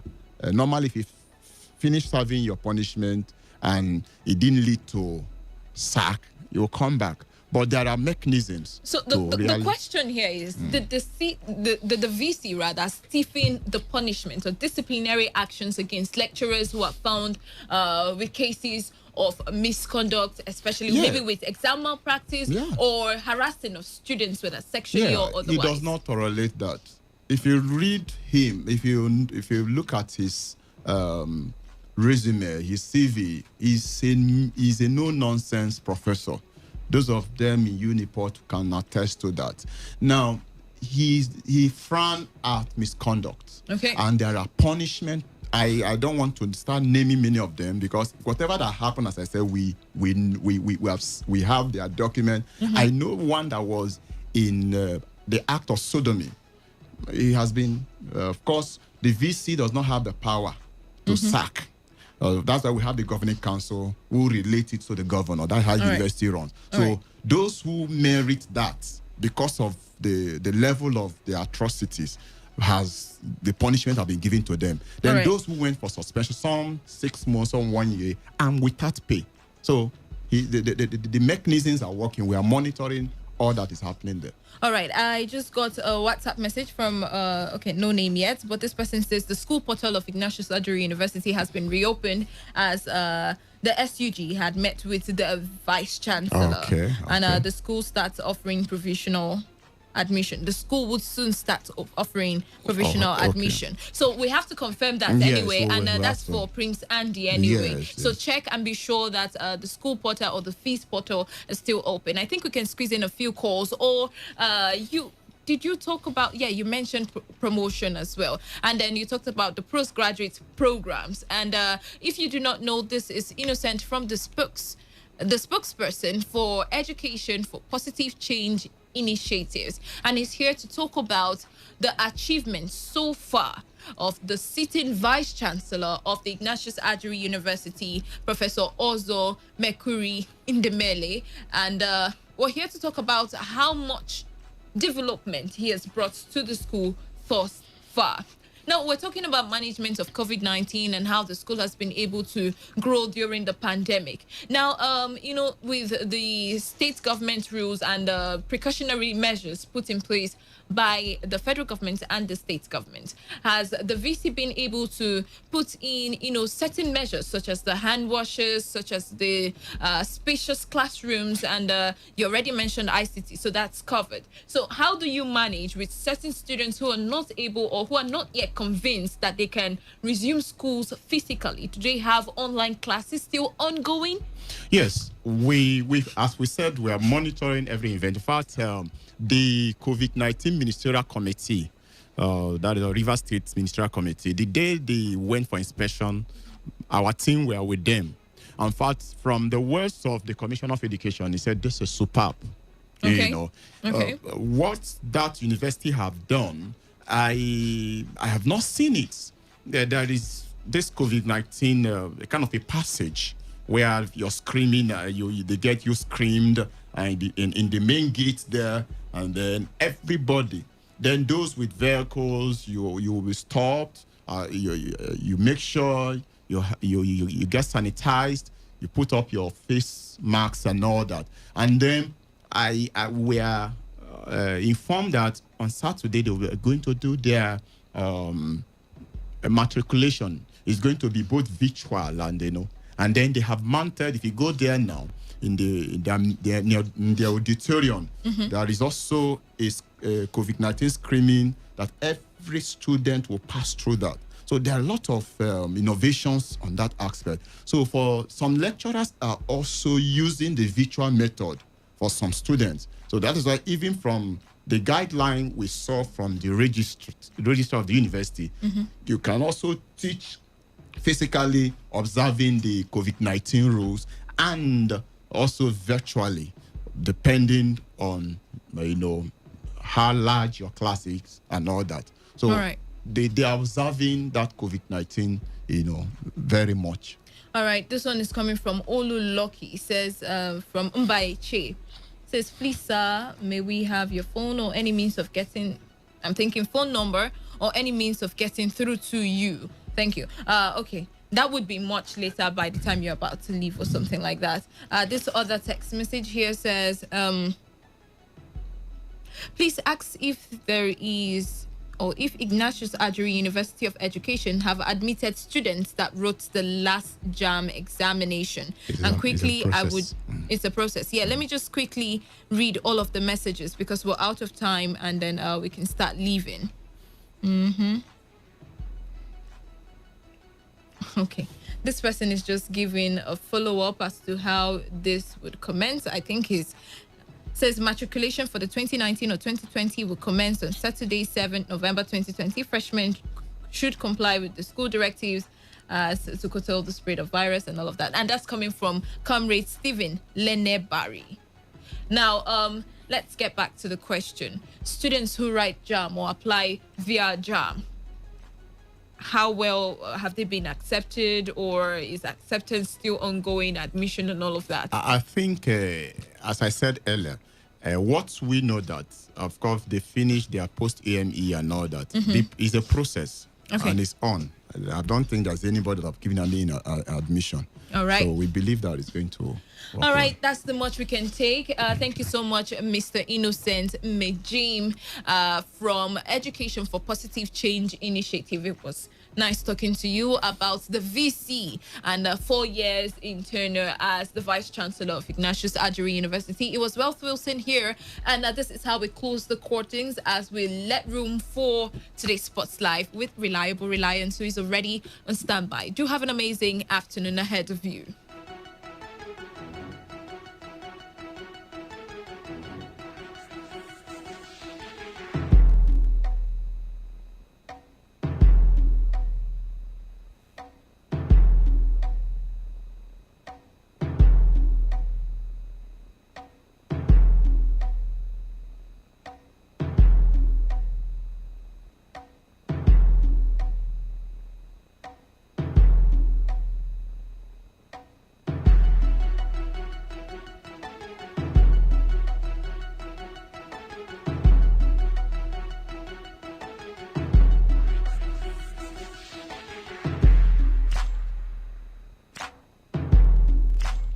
Port Harcourt, are you ready? Today, 95.1 FM, the voice of the people.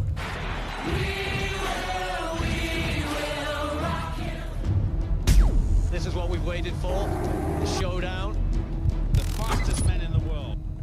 Hearts racing. One light, two lights. They're backing off and backing. Pulse rising. Who will come out on top? Who'll take 3 lights, 4 lights. Who's ready to be the star? The anticipation. Powerful, strong. There's Beckham. Time, Tyson get right. Hold all the way. The heart stops.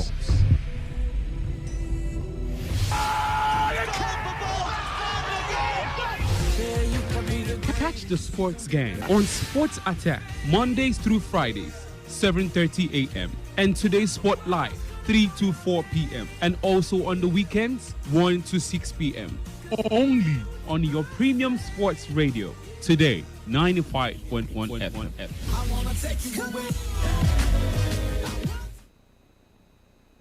My name is Gianni Infantino, FIFA president. For the best of sports, always listen to Today Sports Live on Today 95.1 FM, Port Harcourt.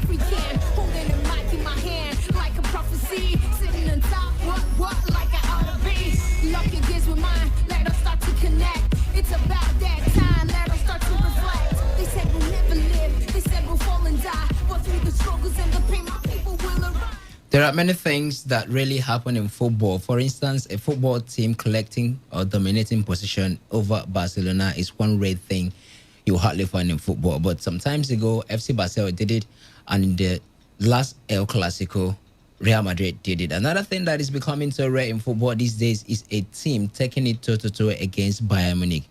We saw FC Salzburg did that in last night's UEFA Champions League against Bayern Munich in the first half, but in the second half, they capitulated to a massive defeat. That is the angle I saw it. I don't know the angle Emeka Dena and Osasi Himi saw it, but you're going to hear from them anytime soon. Good afternoon to you. Welcome to the midweek edition of Today's Sports Live, reaching you from this frequency, Today FM 95.1. We are talking to you from the city of Port Harcourt, Nigeria, of course, West Africa, if you like.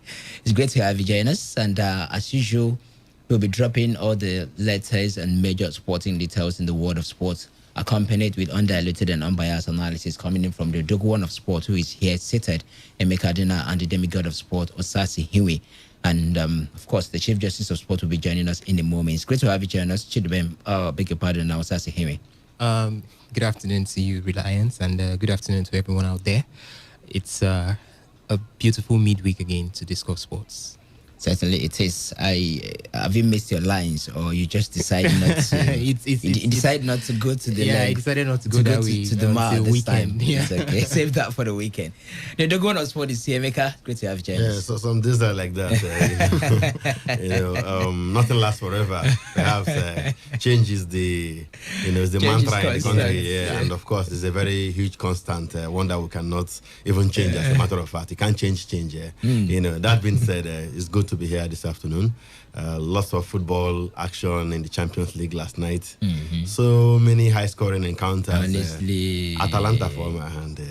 I hope you are not among those who believe. Recall, they were beaten badly by Napoli, and Sampdoria probably handed them a home defeat the other time. So, and to lose 5-0 at home okay. to Liverpool. Yes, okay. Liverpool mighty team, no doubt. Yeah. Diogo Jota enjoying himself, but come on, no. You don't lose in that man, and want us to believe that you have what it takes to challenge for anything, not even the Coppa Italia. It's okay. All right, that raises a big question this afternoon. Is Jurgen Klopp having headache already in terms of team selection with the form of Diogo Jota? And do you see Diogo Jota making the starting 11 for Liverpool this season?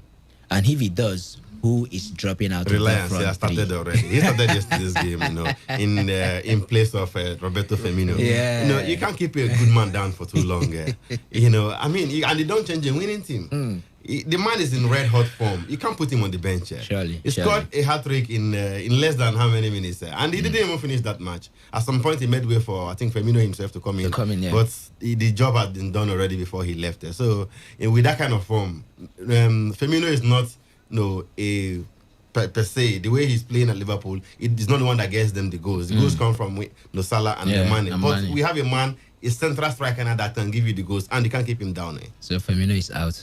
That's what it means. No, he will get to start from the bench these days if I were the coach. All right. Headache for Jurgen Klopp, not for Emeka Dena, certainly not for myself. But I don't know about you, Liverpool faithfuls, as well as football lovers who love club football, especially in Europe. Precisely this time in the UK. What do you make of Diogo Jota's form as well as the starting 11 for Liverpool? Is it goodbye to Roberto Firmino? Is it goodbye to the Brazilian? Is Diogo Jota cementing his place in that team already? Let's hear your thoughts. Phone lines will be thrown open much later. But in the meantime, I'm taking reactions via our SMS and WhatsApp portal, which is doubled at 0701 933 9962. I'll take it again, 0701 933 9962. On Twitter, we are at Today FM 951. At Today FM 951. Emeka Dena's handle is back, but it's no longer at Emeka Dena. Rather, it's at Dena Emeka this time around. It's still very easy. Still very easy, of course. just a change in the combination. Anyways, that's just what it is. Unfortunately, that Ochidibem is not back yet. Is it back? It's not. It's still in the works. It took me over 4 months. I waited till in vain. I seriously don't know what you two did. I don't know what you two did to Twitter, but it's what it is. Chidibem Joku joins us. Great to have you join us, man. Well, it's good to be here. And a very important day for the United States. Equally important for some clubs in Europe who will be playing in the Champions League as well this evening. But good to be here to talk sports and football. Welcome to you all out there, Nigeria and beyond.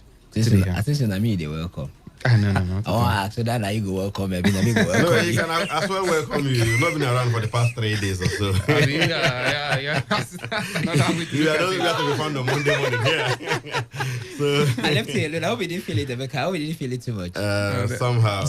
But Superman was capable to feel into your shoes. It's okay. All right, so that's what it is. Our feedback platforms are right there for your taking, exception of the phone lines, which will be open much later for you to air your contribution. But over the weekend, this man, Emeka, Jonathan Wilder, said that he refused to fight Anthony Joshua then because he just had to be a man of his word to Tyson Fury. He was given a better offer from the Joshua's camp. And Anthony Joshua is saying, I think it's now clear. Because the talks as at that time was that Joshua dropped Deontay Wilder. No, that was not the initial arrangement. This is just a late arrangement. Before the February match, between Wilder and Fury. But remember, even before Wilder Fury won, the fight in 2018 December, Joshua and his Eddie promoter, they were running away from from Deontay Wilder. It was obvious. So you people are so much so that it was in the news. We read it here. That $50 million. They offered the Joshua camp $50 million. And even what they then said? They then said he wants to see the money first. Yeah. All right. I want to quickly take before we run into the football aspect of things, I want to quickly take a quote from Anthony Joshua, of course, based on the recent post made by Deontay Wilder on his official Twitter handle as well as his official Instagram, where he alleged Tyson Fury having something in his gloves and all that. Joshua has reacted. Before then, Joshua's promoter Eddie Hearn sarcastically reacted, saying, "I thought AJ docked you." And then Joshua said, "It makes the ultimate sense. It's hard because at the time when people are talking and you see lots of media stuff, you start to believe what that person is saying. When time goes by, naturally the truth will always reveal itself. I get a lot of stick, but I take it with a pinch of salt." He admitted it. We made him a lucrative offer, but he wanted to face Fury. So be it. If that's what he wanted to do, fine. But he dragged my name through the mud. While Wilder was trying to make me look like a bad person, that I didn't want to enhance the sport or fight certain fighters, I just had to roll with the punches. He has come out and said it himself. We offered him a really good deal, but he wanted to fight Fury. People can take it how they want and see what the truth is now. Claims from Joshua. All right, they're adding that he actually made an offer and then Deontay Wilder choose to go the other way The instead. question will be, when was the offer made? You know, because we also know that Deontay Wilder came out with an offer, and it's out there in the public. He came out with an offer, £50 million. Hey, how else? How straight do you want me to get? How do you want me to make decision made to you? You know, I gave you this offer. Realize you cannot claim ignorance of that. No, Deontay Wilder offer of $50 million. Can you? You were still here then, right? Not. He was all over the globe. And Eddie Hearn said one of the most laughable stuff I've heard in my life. That he wants to see $50 million for us. Yeah. Is it like Joshua and Eddie Hearn are forgetting that particular incident that happened that time? They cannot refuse to make reference to that one. It's just fortunate coincidence. I'll just love to put it that way. The fact that Deontay Wilder finds himself in a bad situation now, and somehow he favors the Joshua camp. They are now using this to try to rewrite history, but you can't rewrite history. The thing is out there. Everybody knows what happens, and good enough. This is the age of the internet. You can quickly go online now. And even to the story is still there. Of course, I'm sure the internet never question of seconds internet never forget everything. So it's not something that you can hide, really. All right.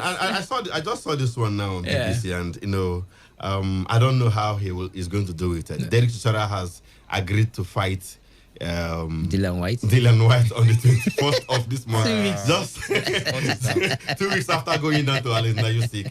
That would be massive history. I like where is it coming from? I can't think of that happening. Where is it coming from? Like who? I didn't like who negotiated that deal. He says he's ready to do that. It's not like a deal has been agreed. But it will go down history if eventually happens.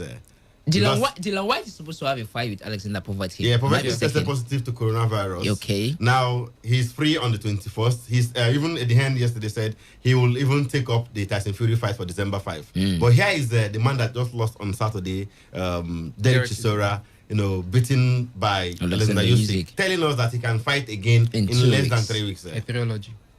Because he has been beaten twice already by Dylan White. Yeah, so why are you looking for a trilogy against the man that's beating you proper? I would just blame it on Usyk. He wants money. If Usyk had beaten him properly, I'm not sure you even have the jaws to come out to ask for this kind of But if Usyk didn't beat him properly, it means he has something to offer then. To offer who? But to offer a man that beat him twice already. To offer Dylan White. You've lost 10 times. 10 times in your career. I will not watch that fight for free. I will not.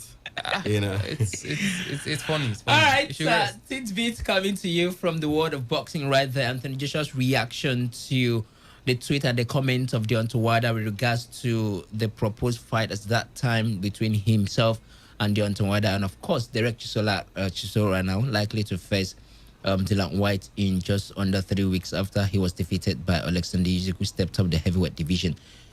And there are questions being asked already. In just 2 weeks, you're getting prepared to fight another boxer in the heavyweight division. Anyways, you can keep your reactions coming to us via our phone line. Beg your pardon now, via our SMS and WhatsApp portal 0701 933 9962. 0701 933 9962. What do you make of Diogo Jota's form? Is it time for him to cement his place in the Liverpool setup? And is it goodbye for Roberto Firmino, the Brazilian?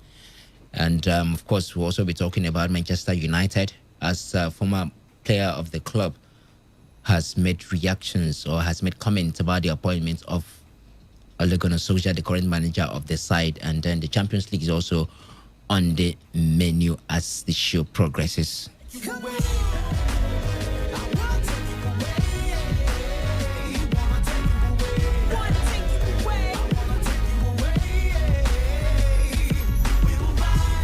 All right, let's tee off wearing words from golf right there from Manchester United, where Manchester United Board of Directors panicked in appointing Ole Gunnar Solskjaer. This is not according to Emeka, neither is it according to anyone in the studio, but according to Paul Ince, who says his old club have lost their fear factor under the current manager. Solskjaer was brought up, Solskjaer brought up his 100th game in charge at Old Trafford on Sunday, but had very little to celebrate by the end of a heavyweight clash with Arsenal, defeated 1-0 courtesy of a penalty from the man that is leading the team right now, talking about Pierre-Emerick Aubameyang. Ince thinks United officials jumped the gun by handing Solskjaer a 3-year deal, and that teams are now confident of picking up points against the Red Devils, both at home and away. I'm going to quote Paul Ince. He says, "They've been inconsistent for a while now, even before Ole took over. Then they went on that great run and he got the job. It was hard not to give him the job after that run. I do think the board panicked, though. All the fans were singing his name." I can remember many fans here in Nigeria were singing his name, ordering the club to give him the job, and they did. I think they should have waited until the end of the season. Let him have it as interim manager until the end of the season, then see who's out there, who the best man is for the job. End of quote from Paul Ince.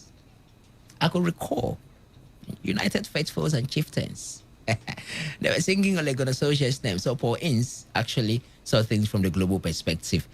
Anyways, let me get to Osasi Himi at this point. Do you agree with Paul Ince that United board should have waited a bit before appointing Ole Gunnar Solskjaer in full? The question is, who would have actually been a better option? Who would have been the man? We've actually seen those coming into the ranks of into the managerial ranks of Manchester United. We've seen top managers. We've seen those in the likes of Louis van Gaal. We've seen Jose Mourinho. Each and every one of them have come through and they've not actually lived up to expectations. Is it that the expectation coming from Manchester United is just too much for anyone to handle?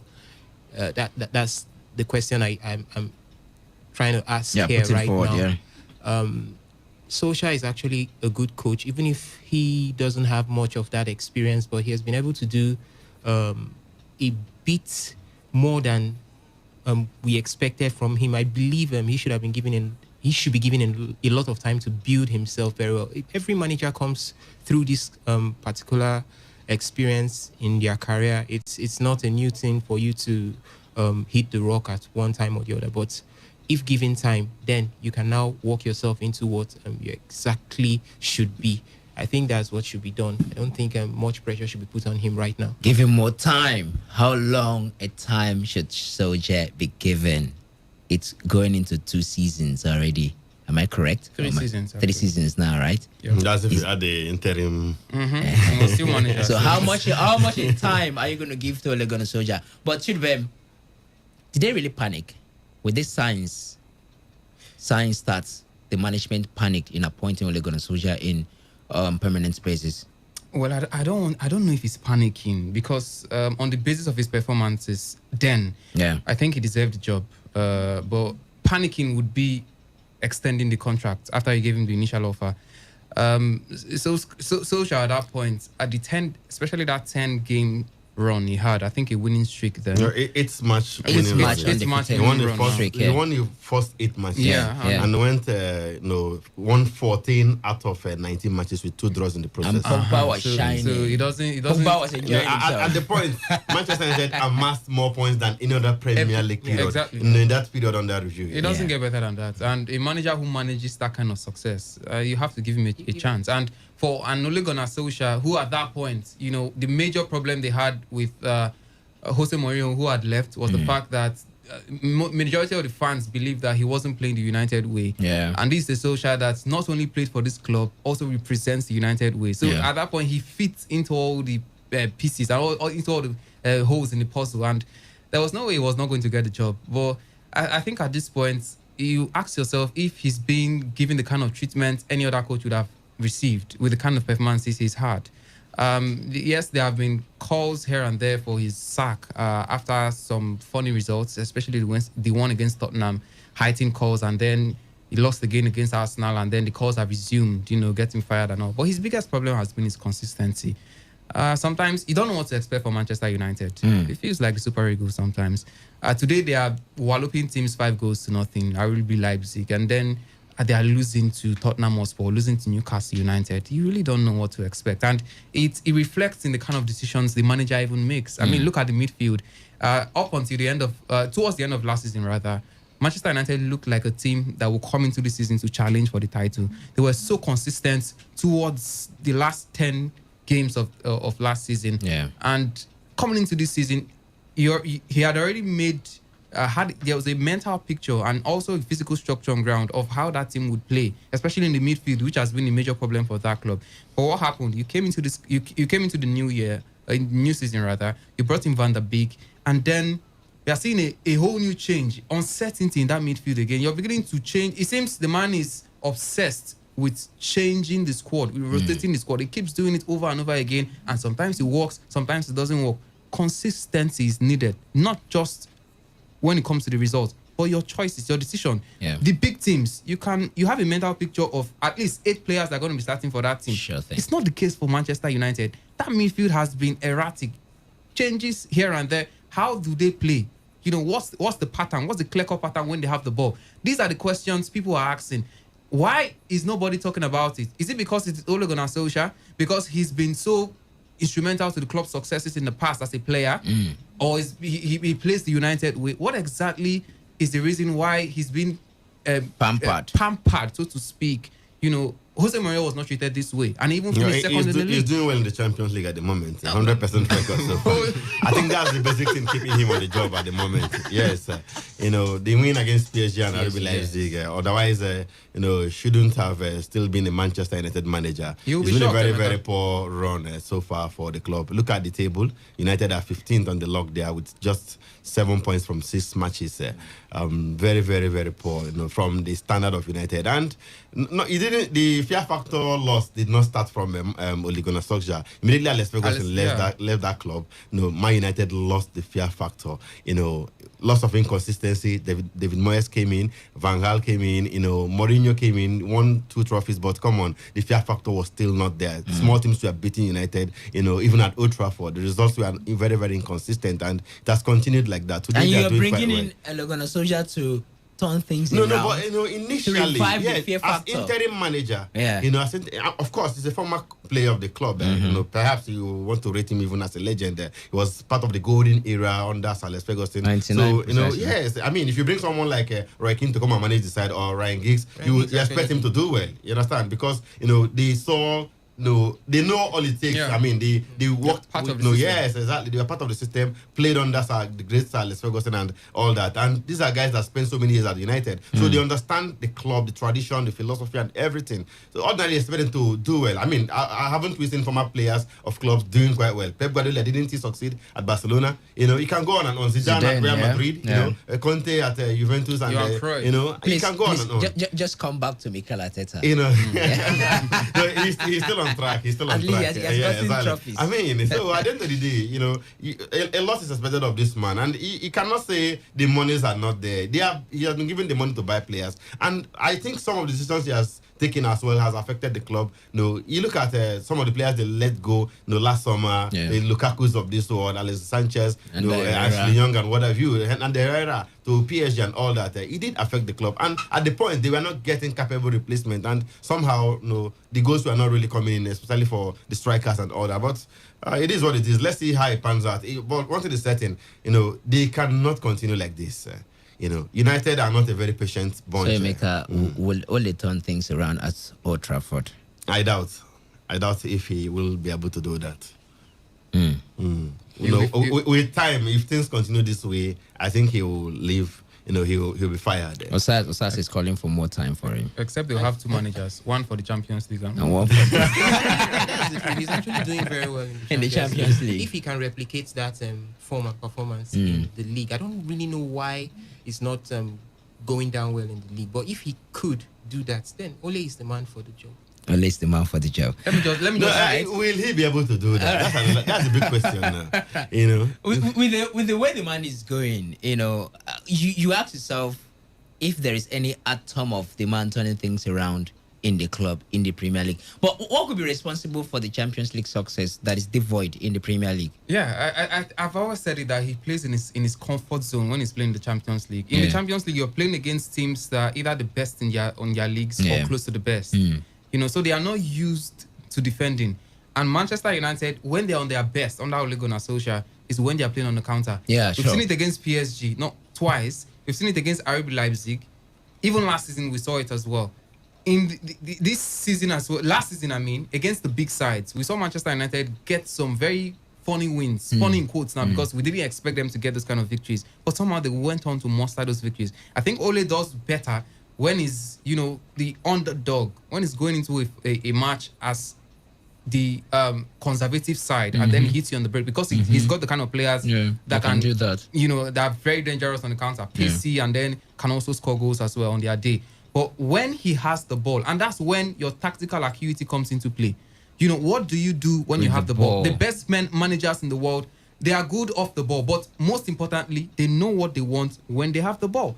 With Manchester United, you keep asking yourself, what exactly is the plan with these players when they have the ball? Against Arsenal, the last game, it was obvious. It was just like, this player holds the ball, pass to the next person, or do what you want to do. No synergy, no plan. It was just disjointed stuff and all that. But in the Champions League, it's going to favor you, because last time you just in one looped ball, and then you find your attacker and you get the goal. It's easier that way. Emeka, at this point, I think it's safe to say that there is no more excuses for Ole Gunnar Solskjaer in terms of playing personnel. Yes, you can talk about Jadon Sancho not coming in. Are we still there? That is the only excuse he can give us today. Otherwise, he had all he asked for. He has the most expensive defender in the world in his team, Harry Maguire. He's even more expensive than Virgil van Dijk. You wouldn't believe that, he was able to shore up that defense. I don't want Bissaka came in for about £50 million. Alex Telles has come in. Alex Telles has come in from Porto, the Brazilian. In the middle of the park, there's also Donny van der Beek this season. Lots of options in the middle, as a matter of fact. Matic is in that middle. Bruno Fernandes, McTominay, he can go on and on. Fred, Pogba. And this man is still not delivering, so to say, on the league. He doesn't have any excuse at this point not to, deliver. I dare say that Ole Gunnar Solskjaer has better squad than Frank Lampard. No. You can say he has better depth. Okay, better depth. Yes, than Frank depth. Lampard. Because if you look at it individually, especially those two players from Germany that came in, Timo Werner and Kai Havertz, these are quality players. Exactly. But surely he has better depth. I think that should be the word. Options. He has better depth, because in the match against Chelsea, Lampard unleashed almost everything he had. You look at the bench. It was almost like nobody's there. But look at the bench of Manchester United. Like me and Osas. You looked at the bench of Manchester United, you could see options. Anyways, I don't know what you think, you that's listening to us. I don't know what you think about Paul Ince. Should I say allegations? Not really an allegation, but his contribution in this aspect, saying that the board of Manchester United panicked offering Ole Gunnar Solskjaer the job on full-time basis, that they should have allowed him to continue on the interim basis, and then much later consider whether to give him the job full-time or not, that they panic. And I'm asking, is there any way that this Ole Gunnar Solskjaer is going to turn things around at Old Trafford? Keep your contributions coming through. 0701 933 9962. That's our SMS on WhatsApp portal. I've seen your messages coming in. I'm going to take them. On Twitter, we are at Today95.1fm. The phone lines are already buzzing. Let me give out the phone numbers for those that doesn't have. 0817 000 0951 and 0810 951 0951. I'll take them again. 0817 000 0951 and 0810 951 0951. Champions League is still on the menu. Let's talk to our first caller on the show. 95.1.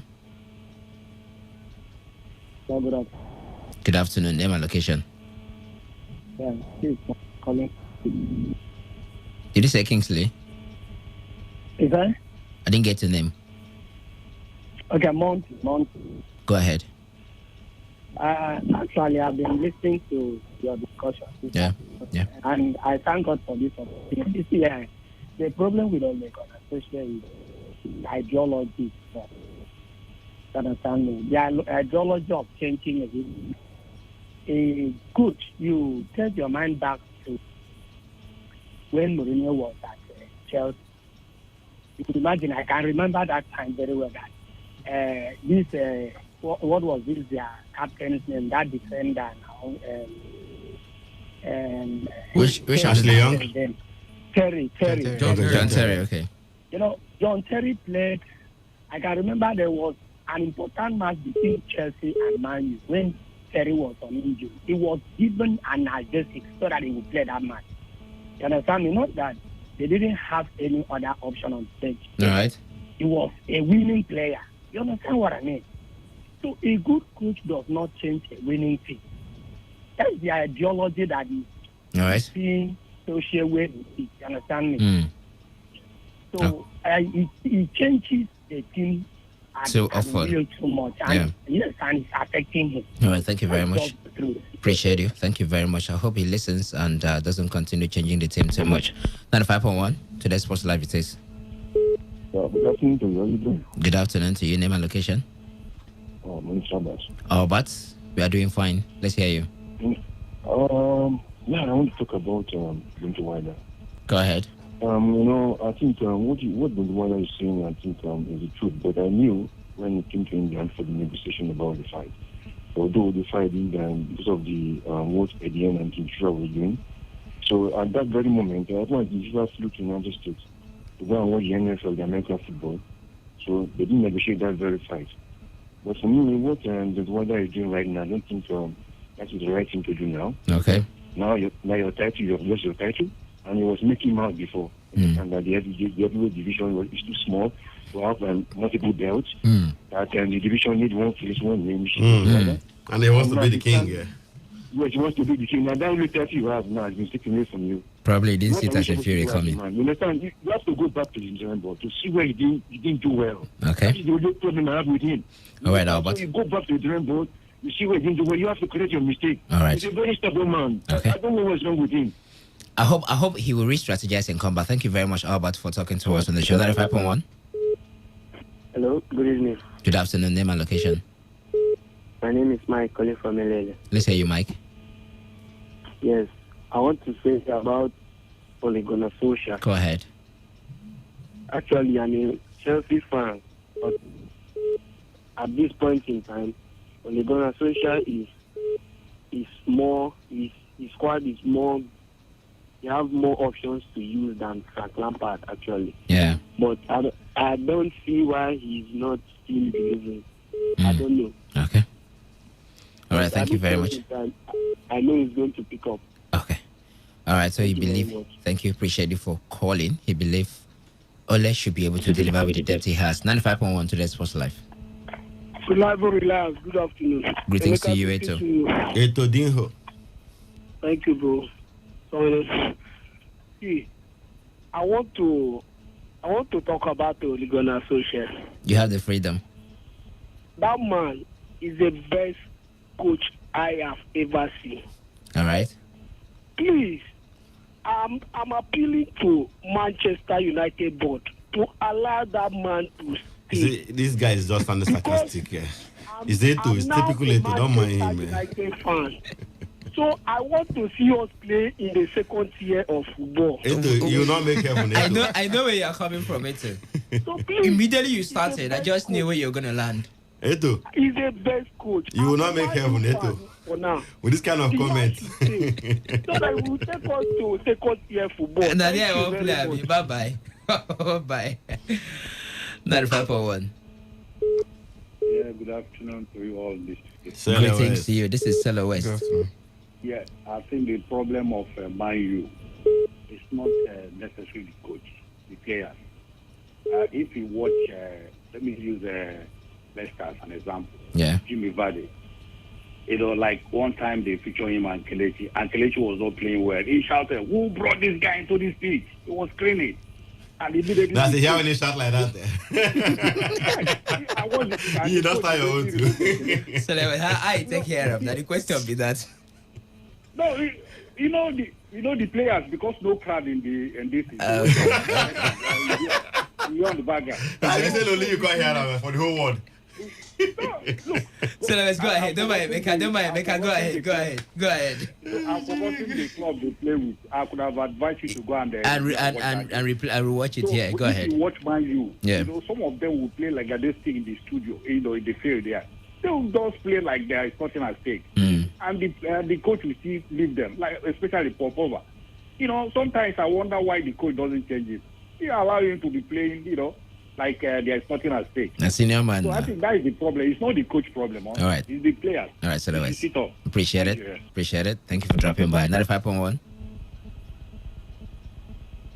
Hello there. All right, do what to call us back if you can. In reaction to what Sele West just said, under Sir Alex Ferguson, if you're not giving 110%, you're not playing for Sir Alex. At halftime, the hairdryer treatment in the dressing room is enough to make you go back in the second half and want to kill yourself on the field of play. And if you're not delivering, you're off. So it still boils down to the coach. If the player is giving you attitude, it's your business. You're the manager. You're not just a coach. You're the manager in the Premier League. It's your duty to bring out the best in your players. Only one play good man. You know, one day like Mourinho, you don't want to talk. Let me take some messages from the WhatsApp portal. This one says, Reliance, it took club 4 years to win a trophy. Ole hasn't been backed by the board. I seriously doubt that. He asked for Grealish, Upamecano, Haaland, Sancho, and none of these players were given to him. So why criticize him? Ed Woodward should be blamed. All right, I didn't add your name right there. This one says, hello, sports crew. I initially had a bet that Lampard would get fired before Ole. But right now, I think I will lose that bet because Ole will get the boot soon. Emmanuel from our WhatsApp portal. Still taking your reactions from the WhatsApp portal. This one says, good afternoon. Congrats to Liverpool. They had shown the world that they are not 6 times champion in competition by chance. That quality speaks for itself. Yesterday, amidst all the injury crisis, Manchester United will draw tonight from no photocopy in Rumi Bo. I'm switching straight up to the SMS portal, and we have a couple of messages coming in as well. This one says, Inter Milan are so disappointing. Conte needs to be fired before Ole. Diego Jota should start. Firmino should fight for his shot. It makes a team perform well. I didn't add your name. This one says, good day to this FM Sport Crew. I see Edward Mendy keeping another clean sheet tonight. I am Chelsea Plumber in Elelo. Thank you very much. Good afternoon, Reliance and the entire sport gang. My name is Chit from Alakaya. Atalanta last night was nothing to write home about. They just cut so many people's sleep. Not even go. That's GG. And for Jota, you can't keep what is giving you what you want. Whom they can fit, let him wear it. Thank you. And this one says, good day, sports crew. Ole is a great manager. Instead of letting Ole go, Ed Woodward and Glazer family should go. Justice from Lagos. Thank you very much, Justice, all the way from Lagos. Good afternoon, Rely and Co. Please help me tell Bayern to continue giving out their palliatives. And for Ole, let him try Quara United. I hope he meant to write. Maybe it will work for him. That wasn't fair at all. And lastly, from our SMS portal, this one says, Emeka from Oyibo. My new problem is not from the coach, but from the players, because the players don't play as a team and they play individual play. Let them play team football. Your number ends with 1173. I wonder who is in that squad. I was wondering. Who is in that squad? No, who is going to make them play as a team? Is it me? Wait, someone said he should try Quara United, right? And they say it's not fair. Where was he coaching before he came to Manchester United? Where was Ole Gunnar Solskjaer coaching before he came to Manchester United? You want to compare more to Quara United? So, is it not the equivalent of Quara United? Is Quara United not the equivalent of Quara United? Okay, he should step up his career and come to the other time he sent Cardiff to relegation. Cardiff, can you not be likened to Adamo United here? Hate speech. All right, we want to switch your attention to Champions League. I'm still seeing a lot of reactions coming through. I'm going to do justice to them, but let's add the UEFA Champions League at once, such that when we take your reactions, we do it all over the comprehensive stories on the bulletin.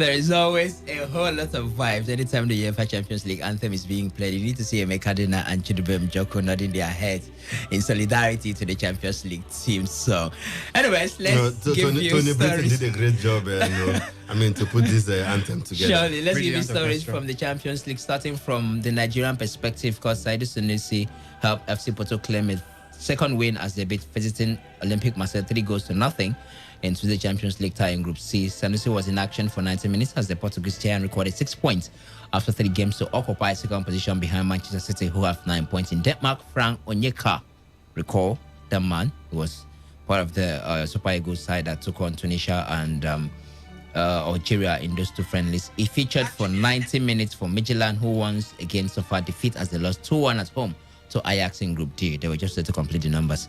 The defeat to Ajax means Midtjylland have now lost all 3 of their group games and are rock bottom in Group D. Other game, Liverpool thrashed Real Club Atalanta 5-0 to make it 3 straight wins. And of course, Real Madrid were better over Inter Milan in a hard-fought victory. So the results, Mönchengladbach destroyed Shakhtar the next 6-0 away. Champions League champions of the Champions League, of course, Bayern Munich thrashed Salzburg 6-2. Lokomotiv Moscow held Atletico Madrid to a 1-1 draw, and Manchester City beat Olympiacos 3-0. As a matter of fact, 35 goals in total were scored in last night's UEFA Champions League, with the highest of them, the highest goal margin was 6. Mönchengladbach, Bayern Munich, and then seconded by Liverpool, who thrashed Atalanta 5-0. There are matches we expect tonight. I'll give out the... Okay, I think let me just add it up. Just added up the fixtures as well at once, so we'll talk about everything together. Istanbul Basaksehir will take on Manchester United. That match will be early kickoff, 5:55 is the time. Zenit St. Petersburg will take on Lazio, 5:55 is the time as well. Chelsea with Edouard Mendy these days will take on Rennes by 8 p.m. Barcelona will take on Dynamo Kiev, while Krasnodar will travel over to Spain. They should be in Spain by now to take on Sevilla. 8 p.m. is the time. Borussia Dortmund, the German challenging side in the Bundesliga, will take on Club Brugge, and of course Juventus will play away to Ferencváros, who were thrashed and demolished last time out by Bayern Munich. Is Barcelona, beg your pardon, is Cristiano Ronaldo fit? I think yes, he played over the weekend. Yeah, so he scored twice over the weekend. Okay, so he's going to feature in this one. RB Leipzig, PSG, that's a match to watch out for. Even though RB Leipzig are really a shadow of themselves these days, at least judging by the results they had against Manchester United. Cristiano Ronaldo, do not go to any other, don't allow anything to happen to you again in the return leg of Barca versus Juventus. I've told you. All right, guys, let's look at the results we had last night. Anyone had a surprise over any result, or did all go according to script? Let me start with you, Chidubem. They didn't particularly go according to script. Especially, you look at the game between Atletico Madrid and Lokomotiv Moscow. I saw that one, and Atleti did everything but score. It was very strange to see Atletico possess the ball the way they have, the way they did in that game. Over 65% of the ball possessed by Atletico Madrid in that one. Yao Felix was quite good. He had a couple of chances, and unfortunately they couldn't get the victory. And I also look at the game Porto-Marseille. Porto getting a 3-0 victory against Marseille. I'm not sure a lot of persons expected that, especially the scoreline.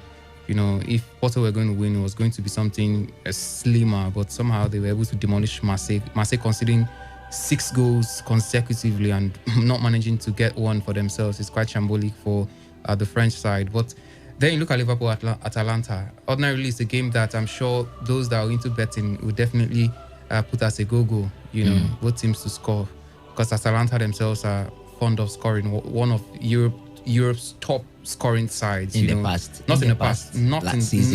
Not last season. In the Champions League this season, they've scored 6 goals rather. Scored 2 against Ajax in the first game.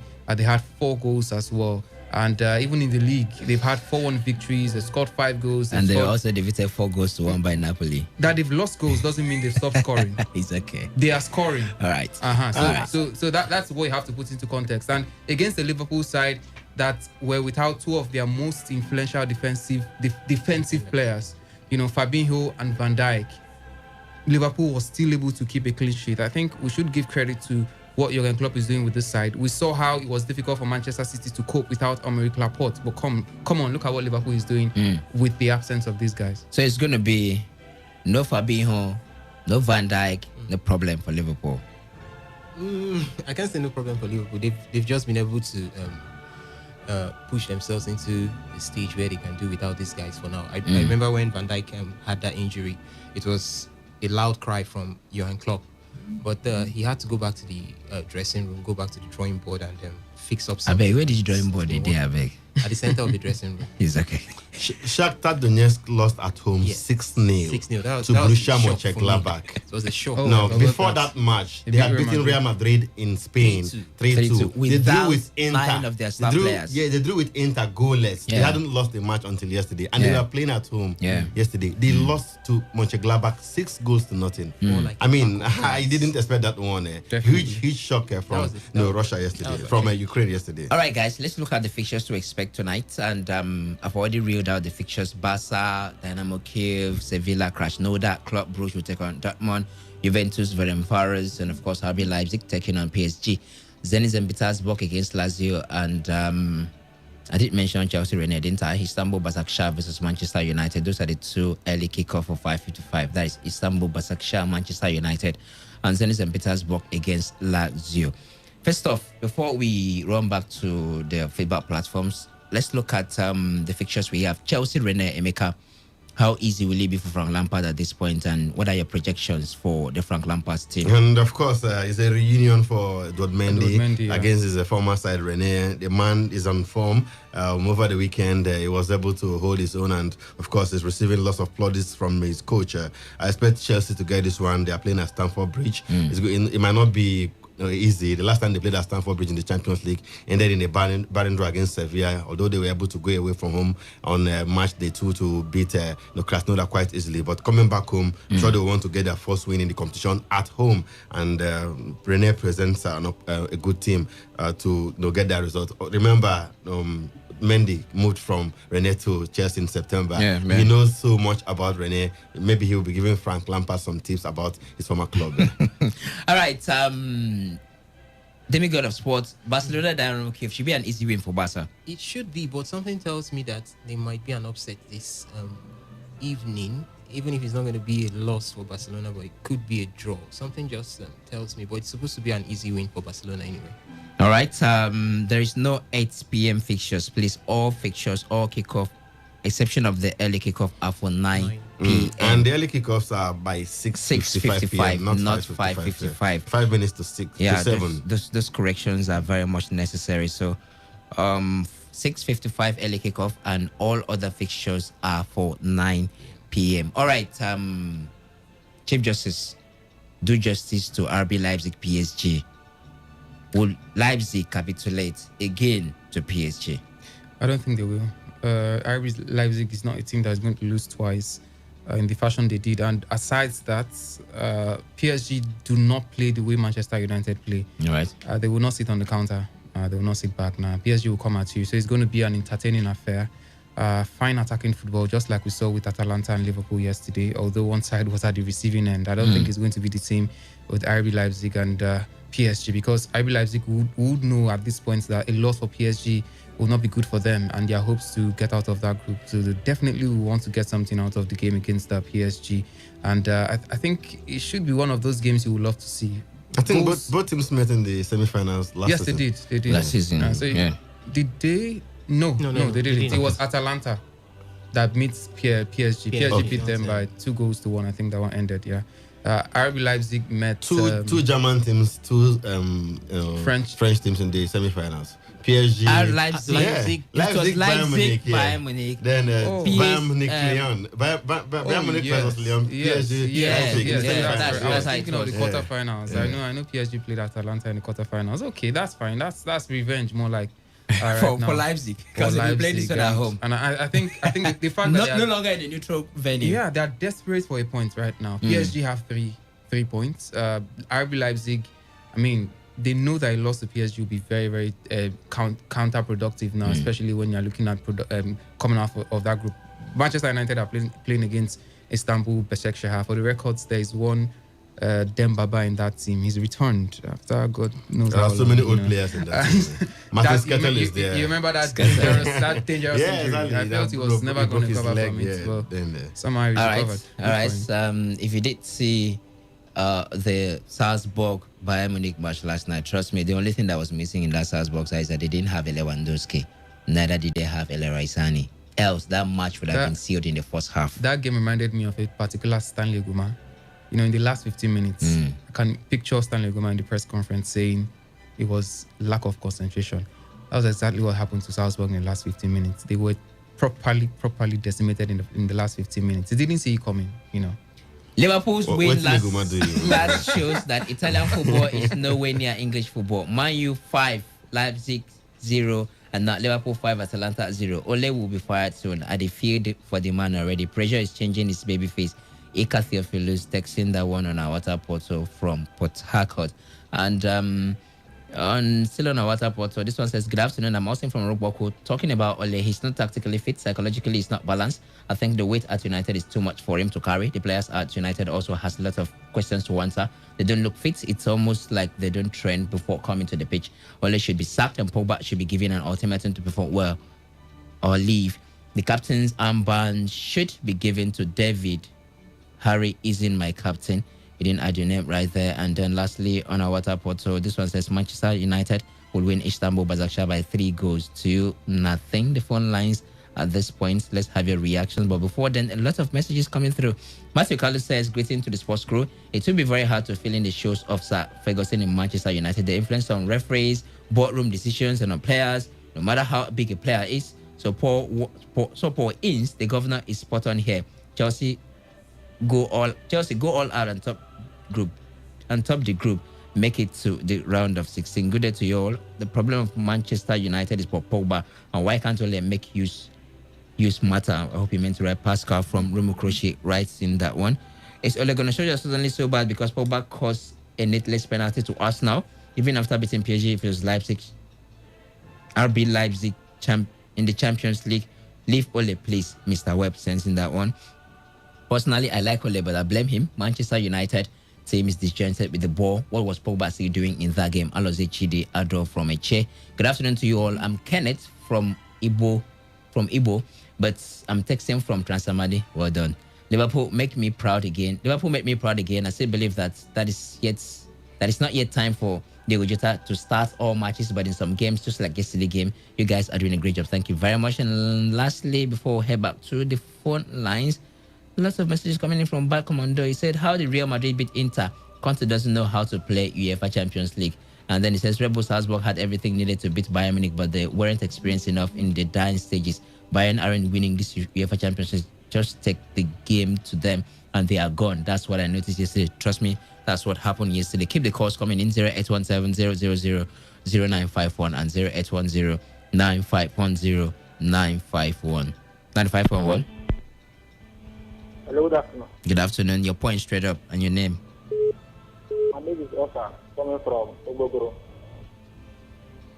Go ahead.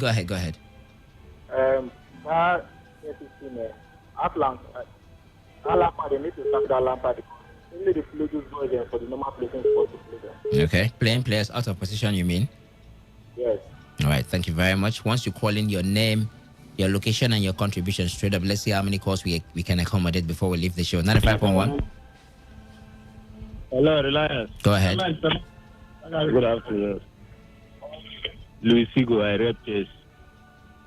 In as much as my boys is going to make it tonight, at least I urge them to make it to the round of 16. And for United, I believe if Pogba is actually their problem, they should sell it out.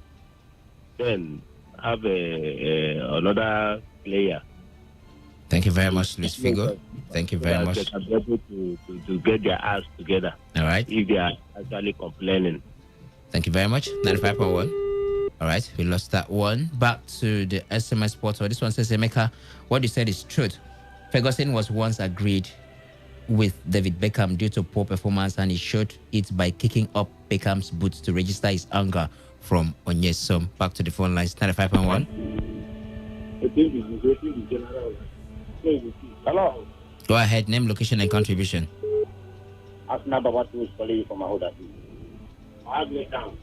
Hello? We can hear you. Just go ahead with your contribution. Please, once you call in, just straight up to your contribution. We can hear you loud and clear over here so that we can accommodate more calls as we can. Man U board should give all the new 16 years contract. That will make me very happy. Eto from Roma Hollow. You're not gonna rest Eto, will you? Chigo say Najib says, good afternoon, sport presenter, up Chelsea, winning by 3-0, and you guys are doing a great job. Thank you very much. Back to the phone lines. 95.1. Hello? Name and location and contribution. My name is Mike, calling from LLA. Go ahead. So please, what is the time of Chelsea match? 9 p.m. is the time. Chelsea against Rennes. All right, we lost that one. And then lastly, from our SMS portal, this one says, we are missing the Super Eagles at home. Amaju, fix our date, Jojo. All right, they'll be playing 13th. on the 13th of this month at Samuel Bomudia Stadium. So you can go there and see the Super Eagles. That's if fans will be allowed, though.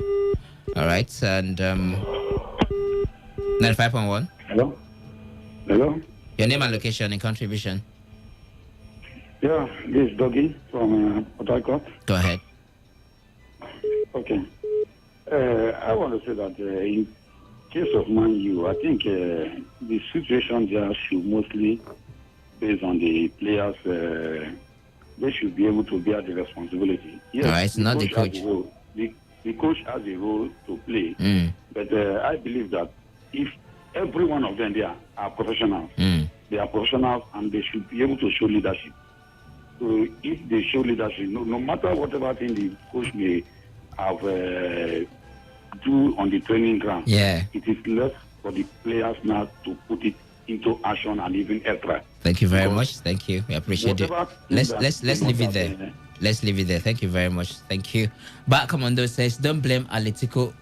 That same Locomotive almost drew against Bayern. They are not so easy to beat. Stop hyping Atalanta. They are just an average team. I pray Barca lose 8-2 to Dynamo Kyiv so that human being called Koeman can leave. Chief Justice, the only stake higher than the semi-final is the final. If RB Leipzig didn't do it, then they can do it now. 2 calls before I'm out of here. 95.1. Yes, good afternoon. Straight up. This is the guy, Liverpool man from Umbwe. I'm very happy for Liverpool. Yes, just that you keep it up. I would like to to comment about Liverpool this time. Thank you very much. Thank you. Last caller. All right. Unfortunately, the last caller wasn't to be the last caller. But let me take one last message right here. This one says, what is Paul Pogba still doing at Manchester United? That's a question that the board, the Glazier family, as well as the Legon Soldier should answer. It was the demigod of sport, Osasehime, who put this package together. Chidubem Joko, the Chief Justice of Sports, was on the analysis side of life. Emeka Dina was also a part of that analysis side of life. And of course, Osas was also a part of that side. But I was on the other side, driving proceedings on the show this evening. Thank you very much for being a part of it. My name is Reliable Reliance Odanyan. Remember, on anything you are doing, always give it a little bit of a sacrifice, because trust me, there is no success whatsoever without a sacrifice. What we will see is on standby for the news updates at 4 p.m. Good evening.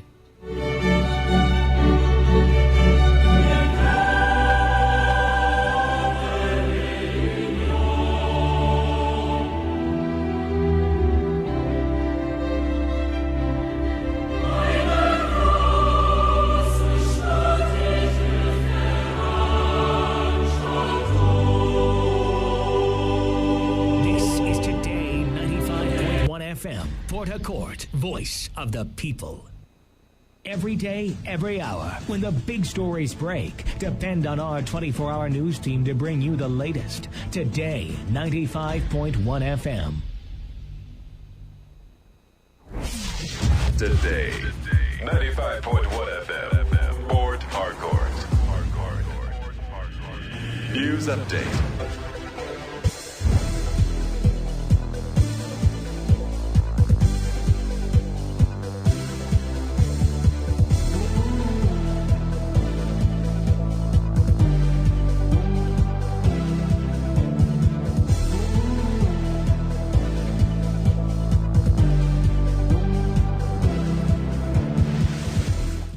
Good afternoon. Here's the news update on Today 95.1 FM. I am Wealth Wilson.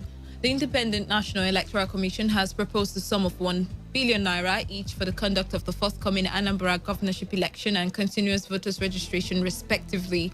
The chairman of the commission, Professor Mahmood Yakubu, gave this indication while defending the agency's 2021 budget estimates before the Senate Committee on INEC in Abuja. This is even as the chairman of the Senate Committee on INEC, Senator Kabiru Gaya, challenged the election management body to urgently work out a special remuneration package for its staff in view of their enormous responsibilities.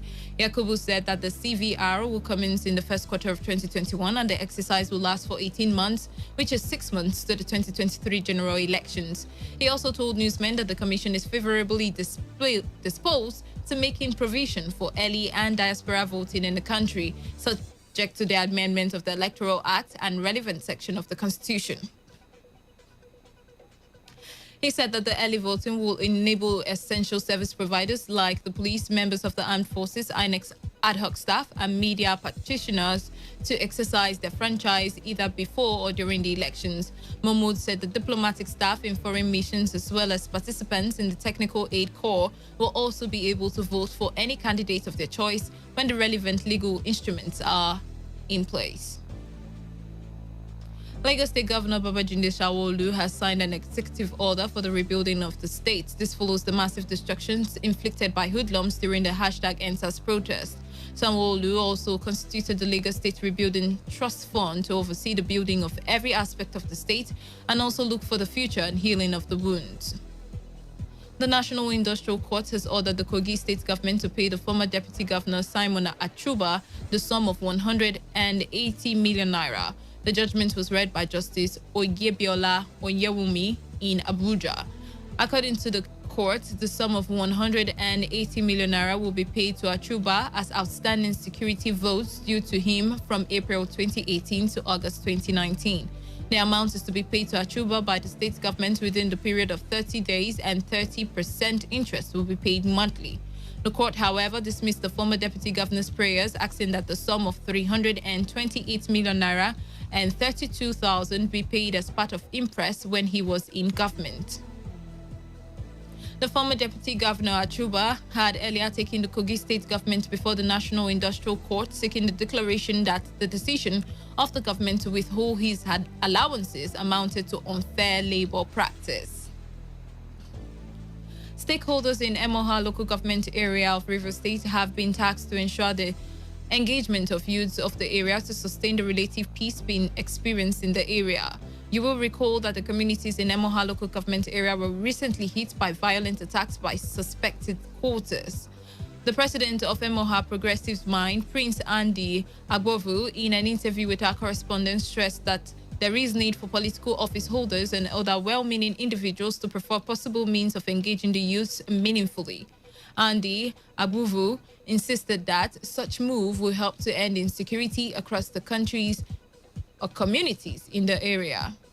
In a separate interview with our correspondent, one of the leaders of IBA Security Peace and Advisory Council, ISPAC, or Haka Ibisike, said not engaging the youth meaningfully will eventually increase the work of security agencies, including the local vigilante group.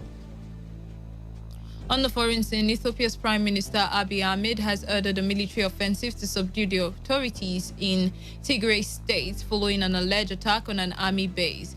Abiy accused the region's ruling party, the Tigray People Liberation Front, of launching the attack. He said in a TV address that the attack resulted in many martyrs, injuries, and property damage, adding that the group tried to loot military assets. Tensions between the government and PTLF have escalated in recent months, with both sides accusing each other of plotting to use military force. And that was the news update on Today 95.1 FM. Do not forget to take responsibility, wash your hands frequently with soap and running water, avoid touching your face in high contact surfaces to prevent coronavirus. Once again, good afternoon. I am Wealth Wilson and thank you for listening. Do stay tuned as the platform on radio comes up next. Today's news, today's entertainment, today's sports, today's issues. Today on Today 95.1 FM, Port Harcourt.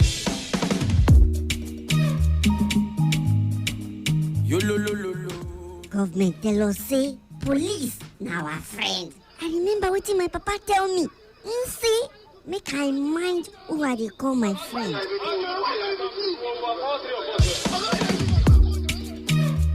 Young lady, you're under arrest. Oga, for waiting now. What I do? When you get to the station, you'll find out. Hey. Look, don't show, everybody don't jack out. I say I know they follow you go anywhere. Hey, you know they go anywhere.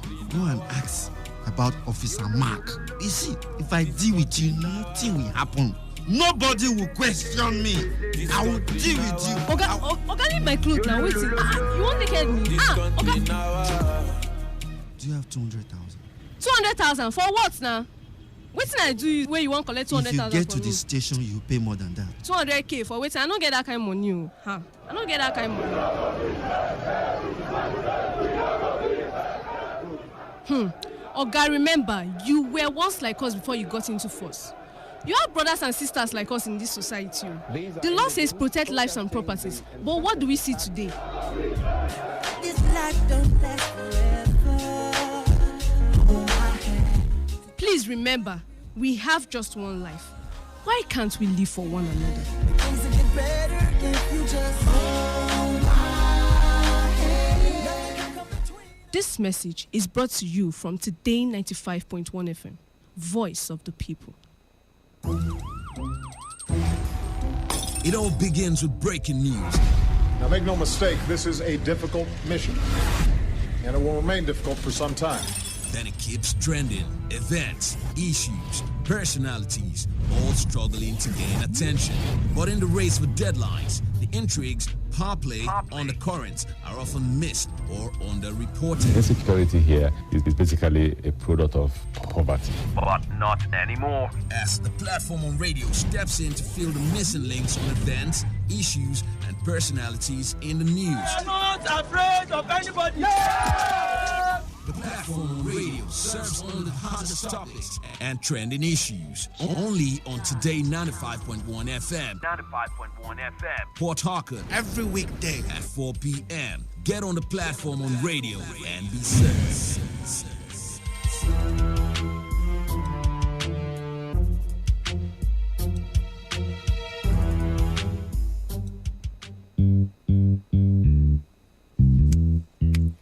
Stands, greet. Good morning, sir. Good morning. You're welcome to Jagbajantis High School. My name is Sound Sultan, your new mathematics teacher. By the way, do you understand Pidgin English? Yes, sir. Okay, now what we go use henceforth? Okay, carry your pen. Carry your paper. Them for my class. People of this world, them plenty. Sins of this people, many. So many. Many times plenty, multiplier. Many times plenty, multiplier. Multiply the answer you get now waiting, they make poor man they cry. The answer you get now waiting, they make rich man they mess and leaders they lie. The answer you get now waiting, they make young boys and girls join party gang. Answer you get now waiting, they make innocent man rot inside the jail. Get it, and then agree to grant and bail. Get it, oh. Everybody, join Jagbajantis, make we solve mathematics. We did our continent, so Oyinbo say na bad mass we go use take solve mathematics. So follow Jagbajantis. So ya carry Bairo, be for brotherhood. Love your neighbor as yourself, oh, for objectivity. Be objective, D for democracy. Now M for modification of our behavior, let's stand to the same behavior. A, accountability. If you've been a chocolate, I beg you take them easy. S for solidarity. Not every time we buy it, oh my shell. We enter new millennium. Nigerians like 120 million. One population of 6 billion. 6 billion. Divide that one by 120 million altogether. Oh yeah. Altogether.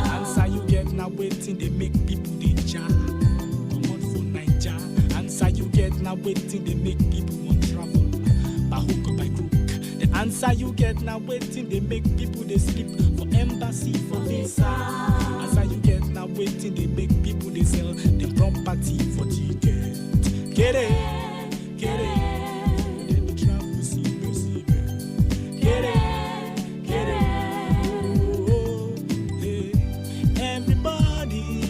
Join Jabajantis, solve mathematics. With the Dabaru, our continent. So, Oyibo say, na partners, we go use take solve mathematics. So follow Jabajantis. So ya Caribbean, be for brotherhood.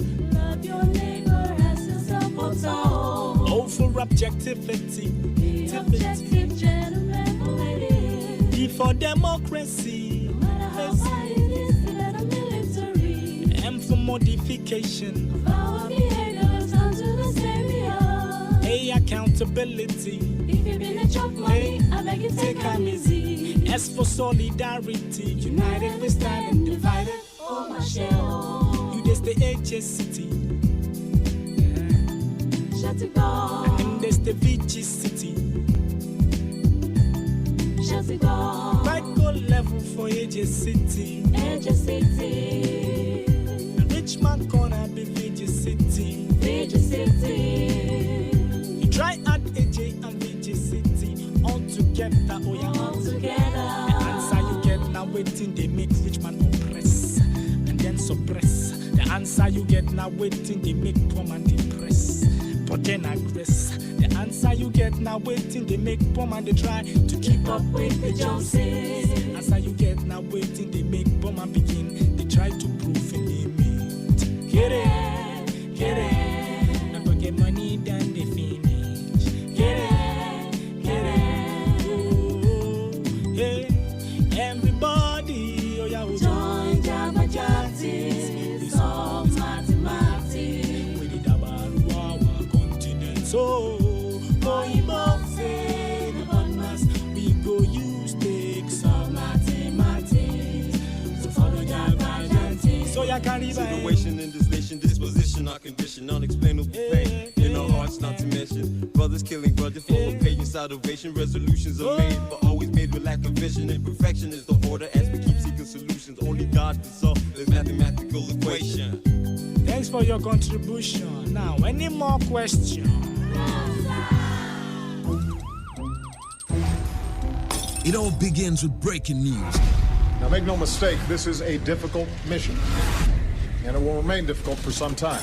Then it keeps trending. Events, issues, personalities, all struggling to gain attention. But in the race for deadlines, the intrigues, power play, undercurrents are often missed or underreported. Insecurity here is basically a product of poverty. But not anymore. As the platform on radio steps in to fill the missing links on events, issues, and personalities in the news. I'm not afraid of anybody. Yeah! The platform on radio serves only the hottest topics and trending issues. Only on Today95.1 FM. 95.1 FM. Port Harcourt. Every weekday at 4 p.m. Get on the platform on radio and be served.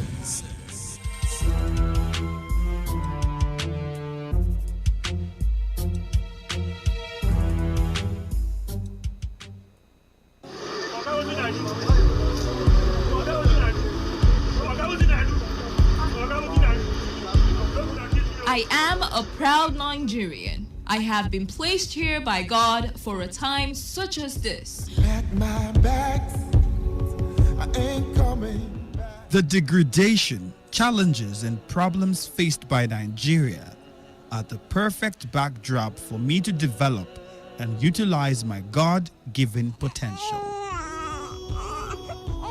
I will not complain. I will not criticize. Rather, I will use my skills, gifts, relationships, and experience to find long-lasting and revolutionary solutions to the many challenges confronting Nigeria.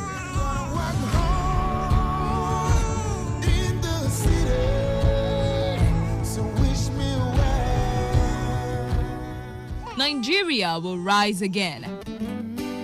Because I am here, I will leave this nation a better place than I met it. I will work to make Nigeria a praise on the earth.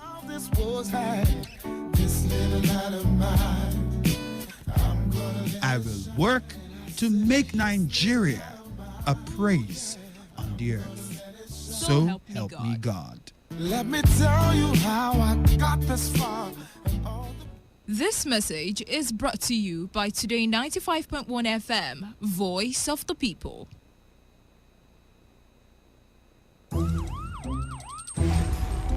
It all begins with breaking news.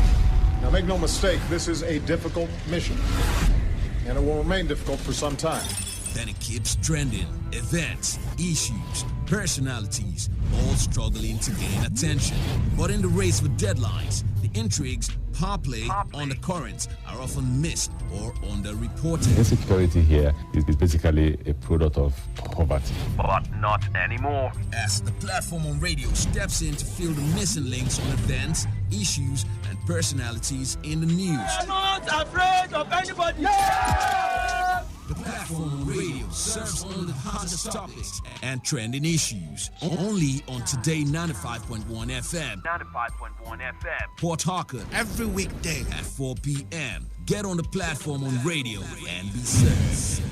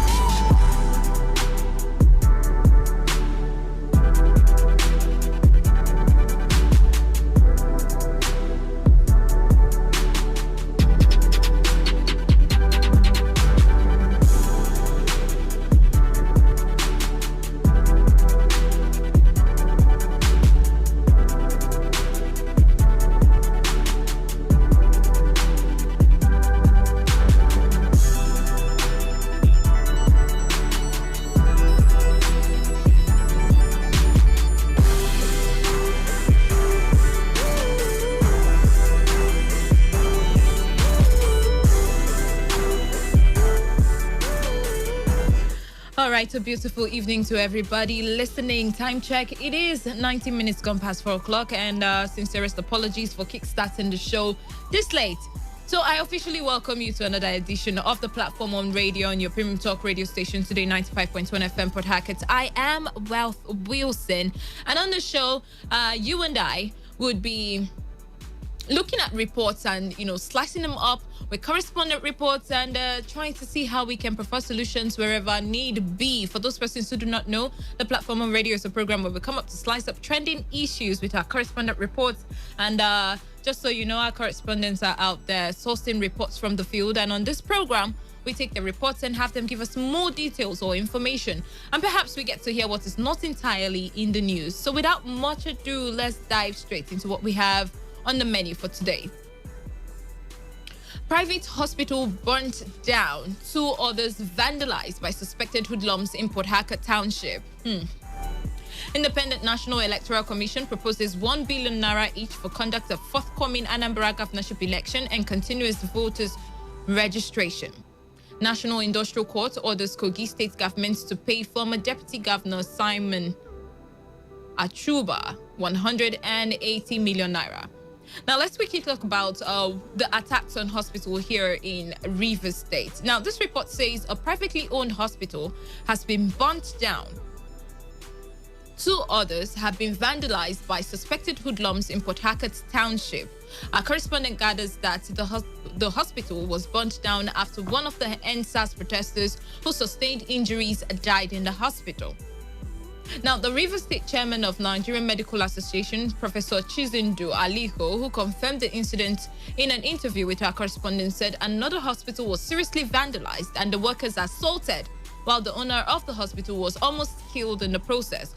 Professor Aliko also disclosed that another private hospital was also vandalized after the owner was allegedly caged inside the facility and forcefully compelled to treat all the patients that were brought to him.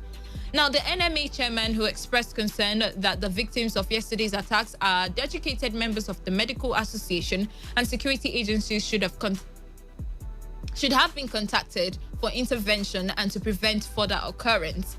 Now, what we're going to talk about is, first of all, remember when I was, reading out the report, I mentioned the supposed cause for the burning of these hospitals and assault on doctors or workers within the facilities was because, first of all, someone from the hashtag EndSARS protest who sustained injury had died.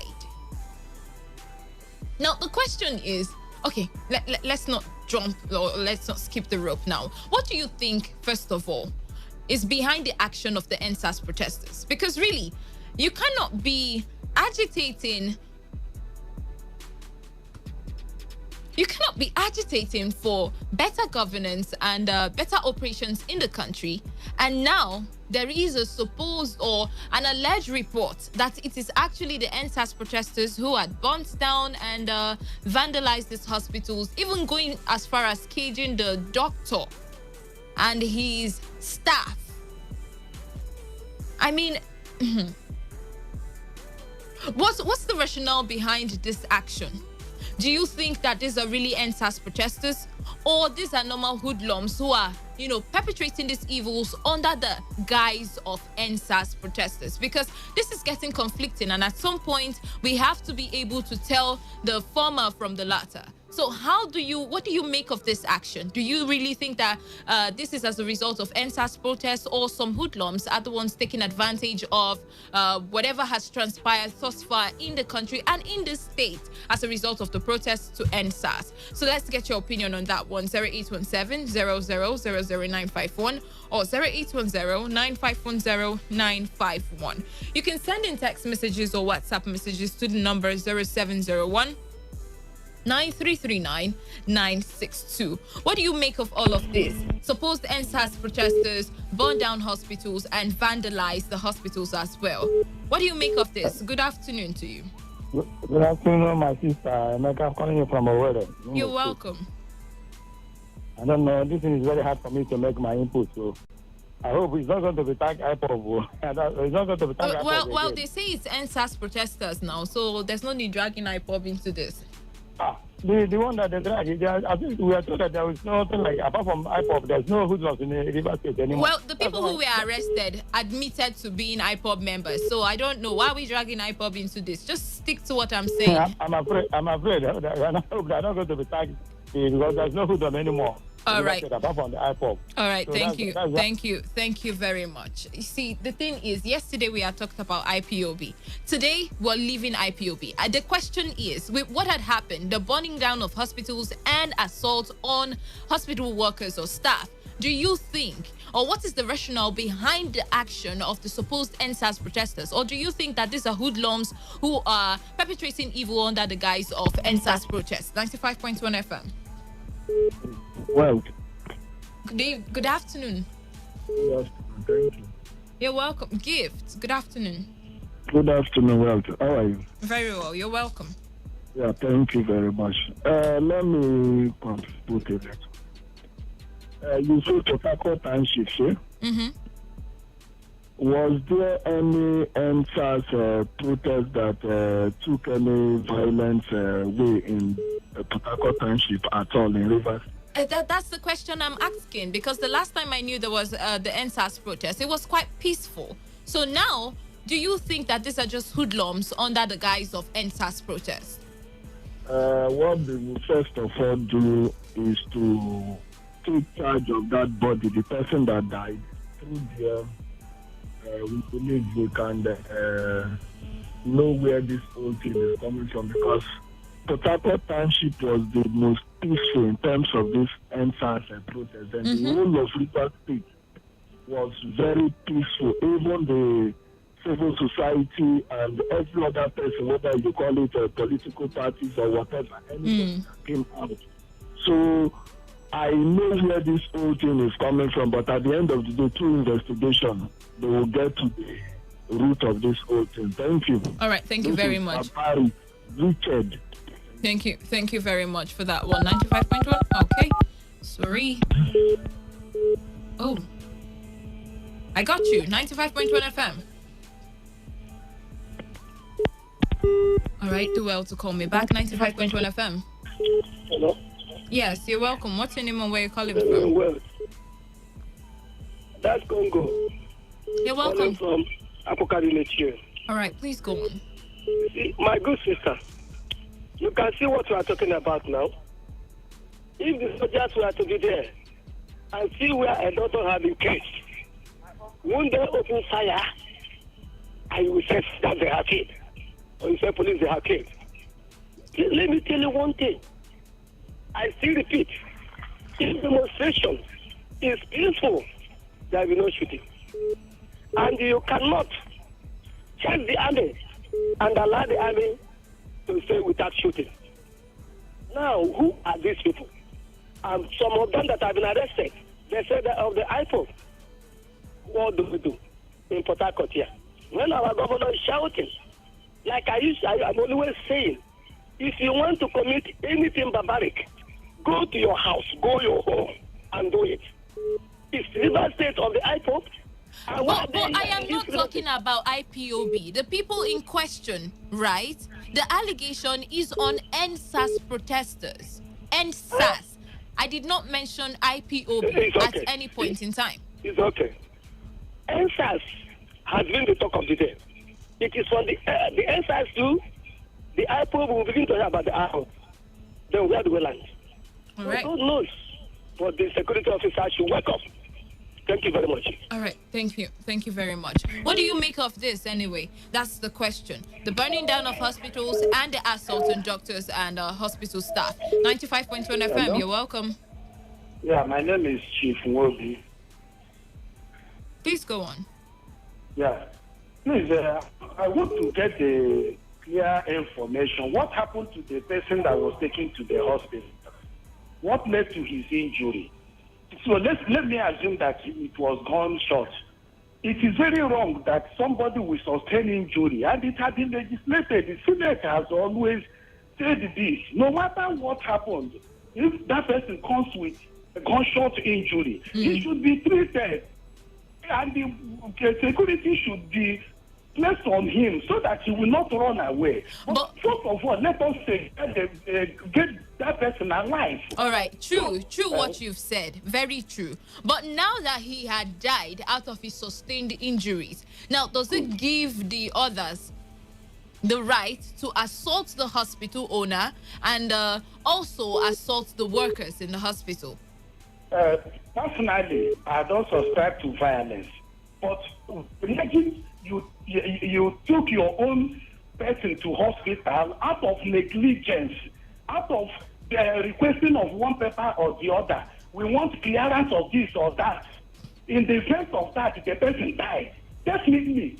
No, if you have anything, you depend on the person that is asking those money questions. But you also do know that since it is now by law compulsory that these hospitals attend to injured persons, whether or not they've tendered anything, right? That you can also sue them for negligence, because you understand that, first of all, by law and by right, you're supposed to attend to the person and then ask other security questions or get other security information much later. I mean, that would have been the right thing to do, isn't it? You see, the people that the injured person to hospital, let me presume they are used. The way you and I might not be the way they are reasoning. So they want everything to be done physically immediately to prove their anger. That's what they did. I would still advise the hospital managers, at any point in time anybody is brought to their hospital, they should pay attention.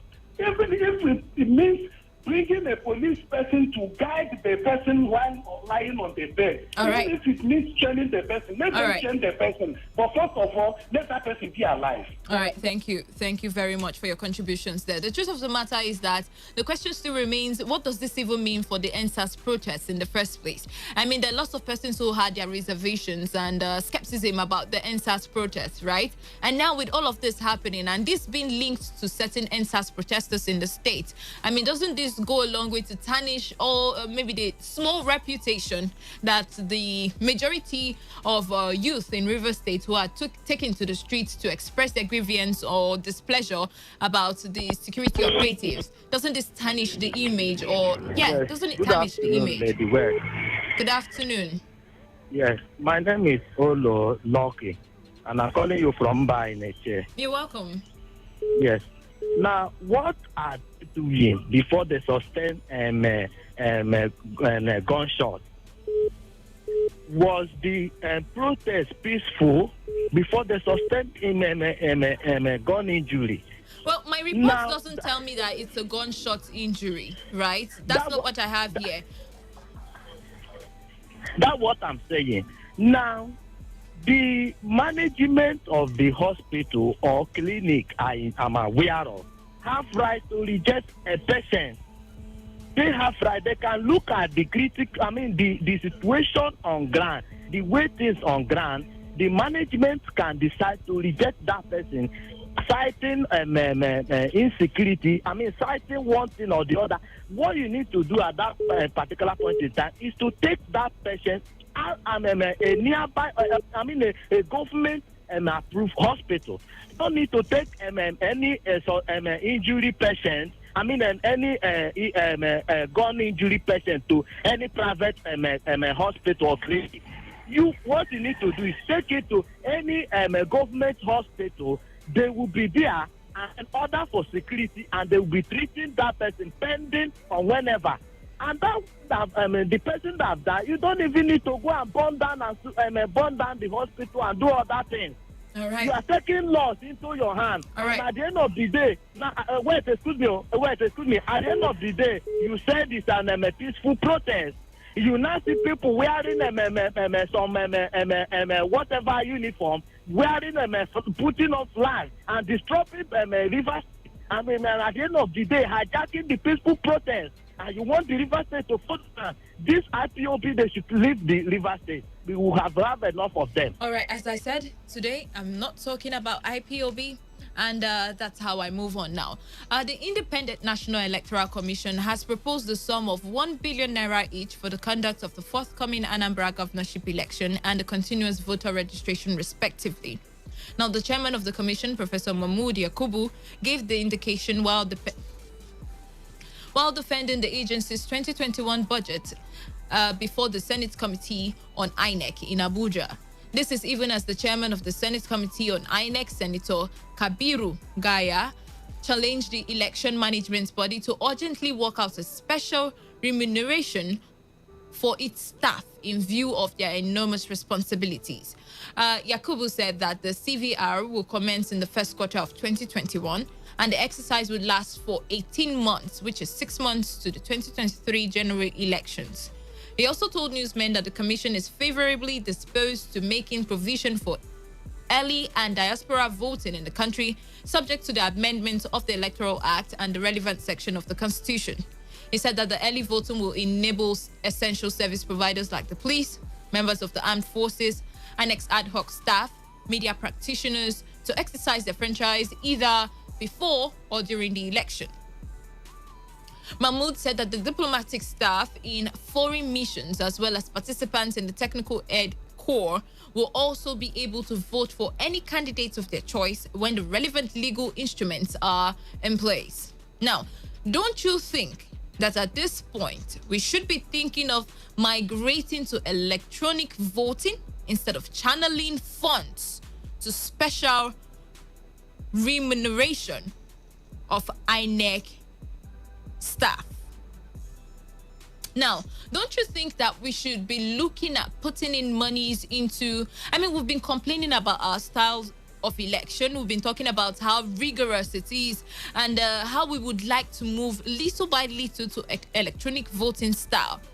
Now, all of these funds or the proposed funds coming from INEC and the Senate Committee on the issue of elections, don't you think that this is the right time for them to start working on the Electoral Act, first of all, and then start channeling these funds or these monies into a gradual shift to electronic voting? I mean, there's still time, don't you think so? Or should this money still be used for, special funding packages for the INEC staff, seeing that, again, as they mentioned, their responsibility might be overwhelming, looking at the bulk of the work that they would be doing? Let me get to hear from you. Which do you think would be much better? Spending this money into the gradual shift into electronic voting, making sure that before the 2023 elections or any forthcoming elections, we're already working on our Electoral Act amendment, and then we make sure that our funds go into electronic voting, and little by little, we no longer have to fund INEC staff for the cumbersome or the overwhelming work and duty that they would have to carry out on their own during elections. What do you make of this? 95.1 FM. Well, good afternoon or good evening. You're welcome, Mr. Bright. Thank you. What do I think? I think INEC is in order. Electronic voting, yes, very beautiful. But for now, do we have that as our practice? No. Professor Mahmoud recently proposed the process of electronic voting. Mm-hmm. And for us to go into electronic voting, the law must be there, and it must be our culture, accepted and passed into law. I mean, we have the time. We have the time to pass it into law, don't we?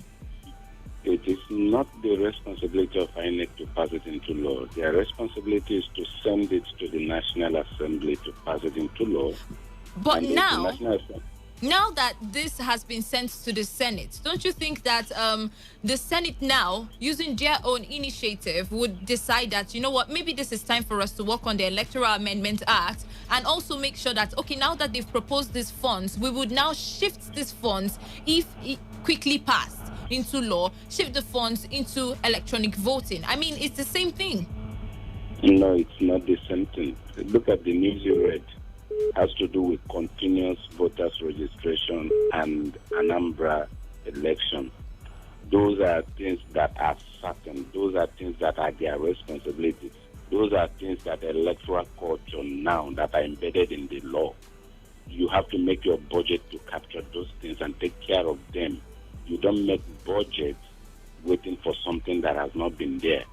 The law is not yet passed, and it has not even been assented. All right, making Mr. Wright. preparations. What are the things you are making preparations for? Things you do not have the powers to do. It is not reasonable. So, continuous voters registration, yes, there are so many persons who are eligible. If not for COVID-19, that voters registration would have been conducted for some persons in Edo and then Ondo to have voted. But because of COVID-19, they were not able to do that. And now a lot of persons are eligible for voting, but they have not been registered. And mind you, the registration INEC is doing is also electronic prone. Are you still there? The cards they are issuing is electronic prone. So even if we're shifting into electronic, they have already taken care of that. Okay. All it takes is for them to continue with that card reader, which is an electronic machine, and it will capture people who are registered and authenticate them. But for now, they are right in working for what they have the law and legal rights to do. All right. Not taking into consideration what has not been approved. All right. INEC is right. Thank you very much for your contribution. But do you beg to differ? Let me get to hear from you. 95.1 FM, you're welcome. What's your name and where you calling from? Lawson. Greetings. I just adopt everything Bright just said. Why is it? Is it because of the Super Tuesday you watch? Is that why you are talking about the electronic voting system? Is that? I mean, it's just gameful thinking now. You know, like the funds can be used. No, well, you are a well-informed person. You know how this country is, and You know that Nigeria is not even really ready for that. Besides that, this money you are talking about, if we want to go into electronic voting system, it will be far more than this. Far more than this. Just like it, But we can start making preparations to fund it, isn't it? Even if we make preparation to, it's difficult. As I'm speaking to you now, there's no power even anywhere. Honestly. Yeah, if you come to, perhaps maybe you've just been moving around Port Harcourt, Uyo and all that. You need to come and see some places, you understand, in Bayelsa. You understand? How do you even take those things to those places? Really? Like right now, we are even inside flood. How do you even move with all those electronic equipment? How do you move? You see, that's the thing. It's little by little. So we're working towards tilting towards electronic voting, isn't it? So we'll start making provisions to make it possible. Good. It is a good thing. Yes, we can make provision. But right now, you understand, we don't even have the resources for that. You understand? We don't have the resources. Two, the country is not even ready for that. That's why I can tell you that this thing that is before the Senate, even if they finish, the president will have to take another good look at it. If he's not okay with it, he will not sign it. Really, because Nigeria is not ready for that. For now, I don't think we are ready. That's entirely your opinion. I think we are ready. We just have to take the step. That's it. But anyway, thank you very much, Lawson, for your contribution. Let's listen to the next person. 95.1 FM. Hello. Hello. Good afternoon. Yes. Good afternoon. Your name and where you're calling from? Yeah, this is Lucky calling from Auda. You're welcome, Loki. Yeah. As for me, I say that this government is so addicted that they don't know what to do. For us to go back and prepare such money for such voting, I don't like it. I think it is time for us to prepare for electrical voting. Mm-hmm. So that is my take, because they are addicted that they don't know what is happening in the world. They are too old. They are not. That is why I say we need young people there for them to know the exact thing to do.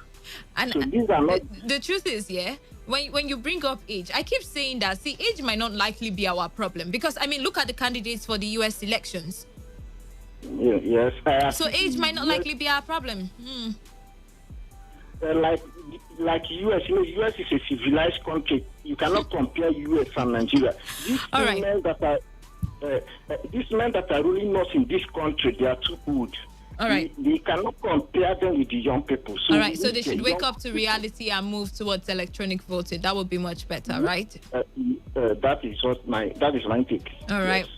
All right, thank you very much. One more call and then we'll move on to the next item here. 95.1 FM.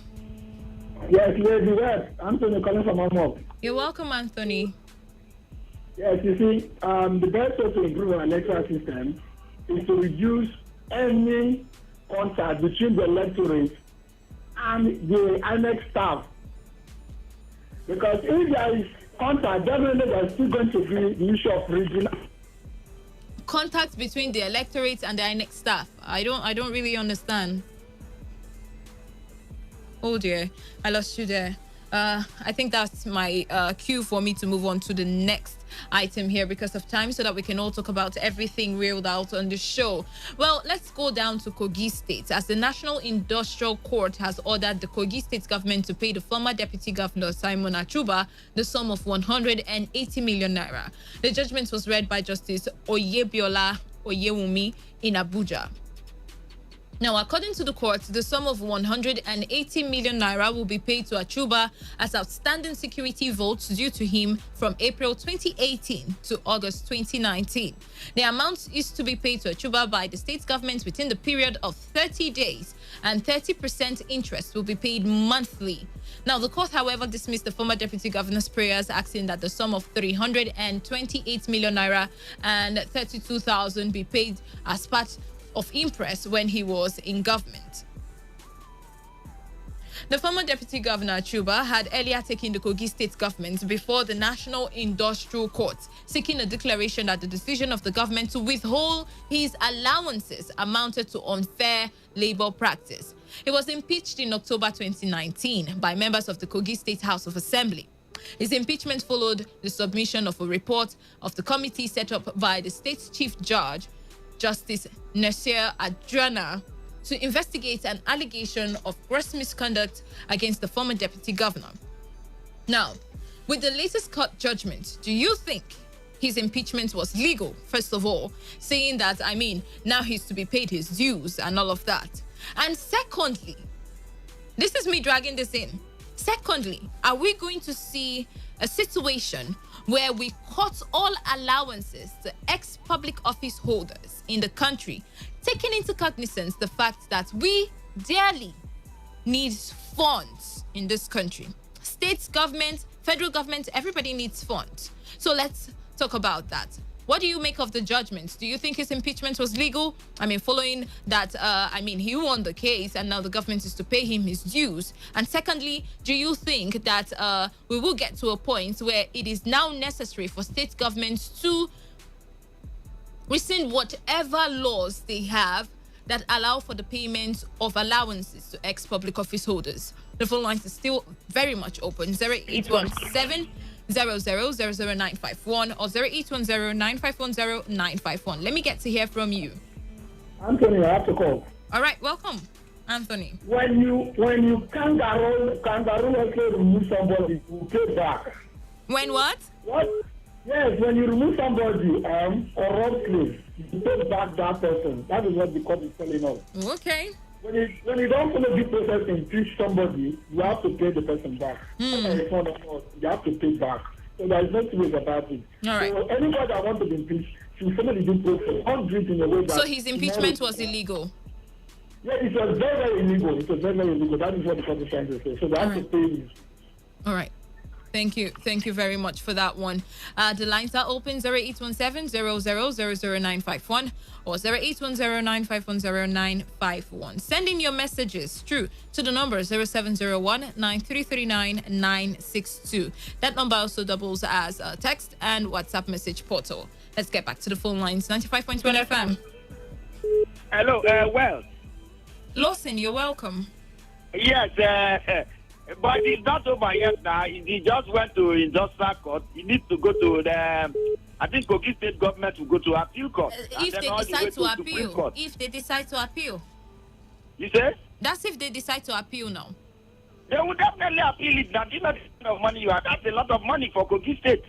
How much do they have?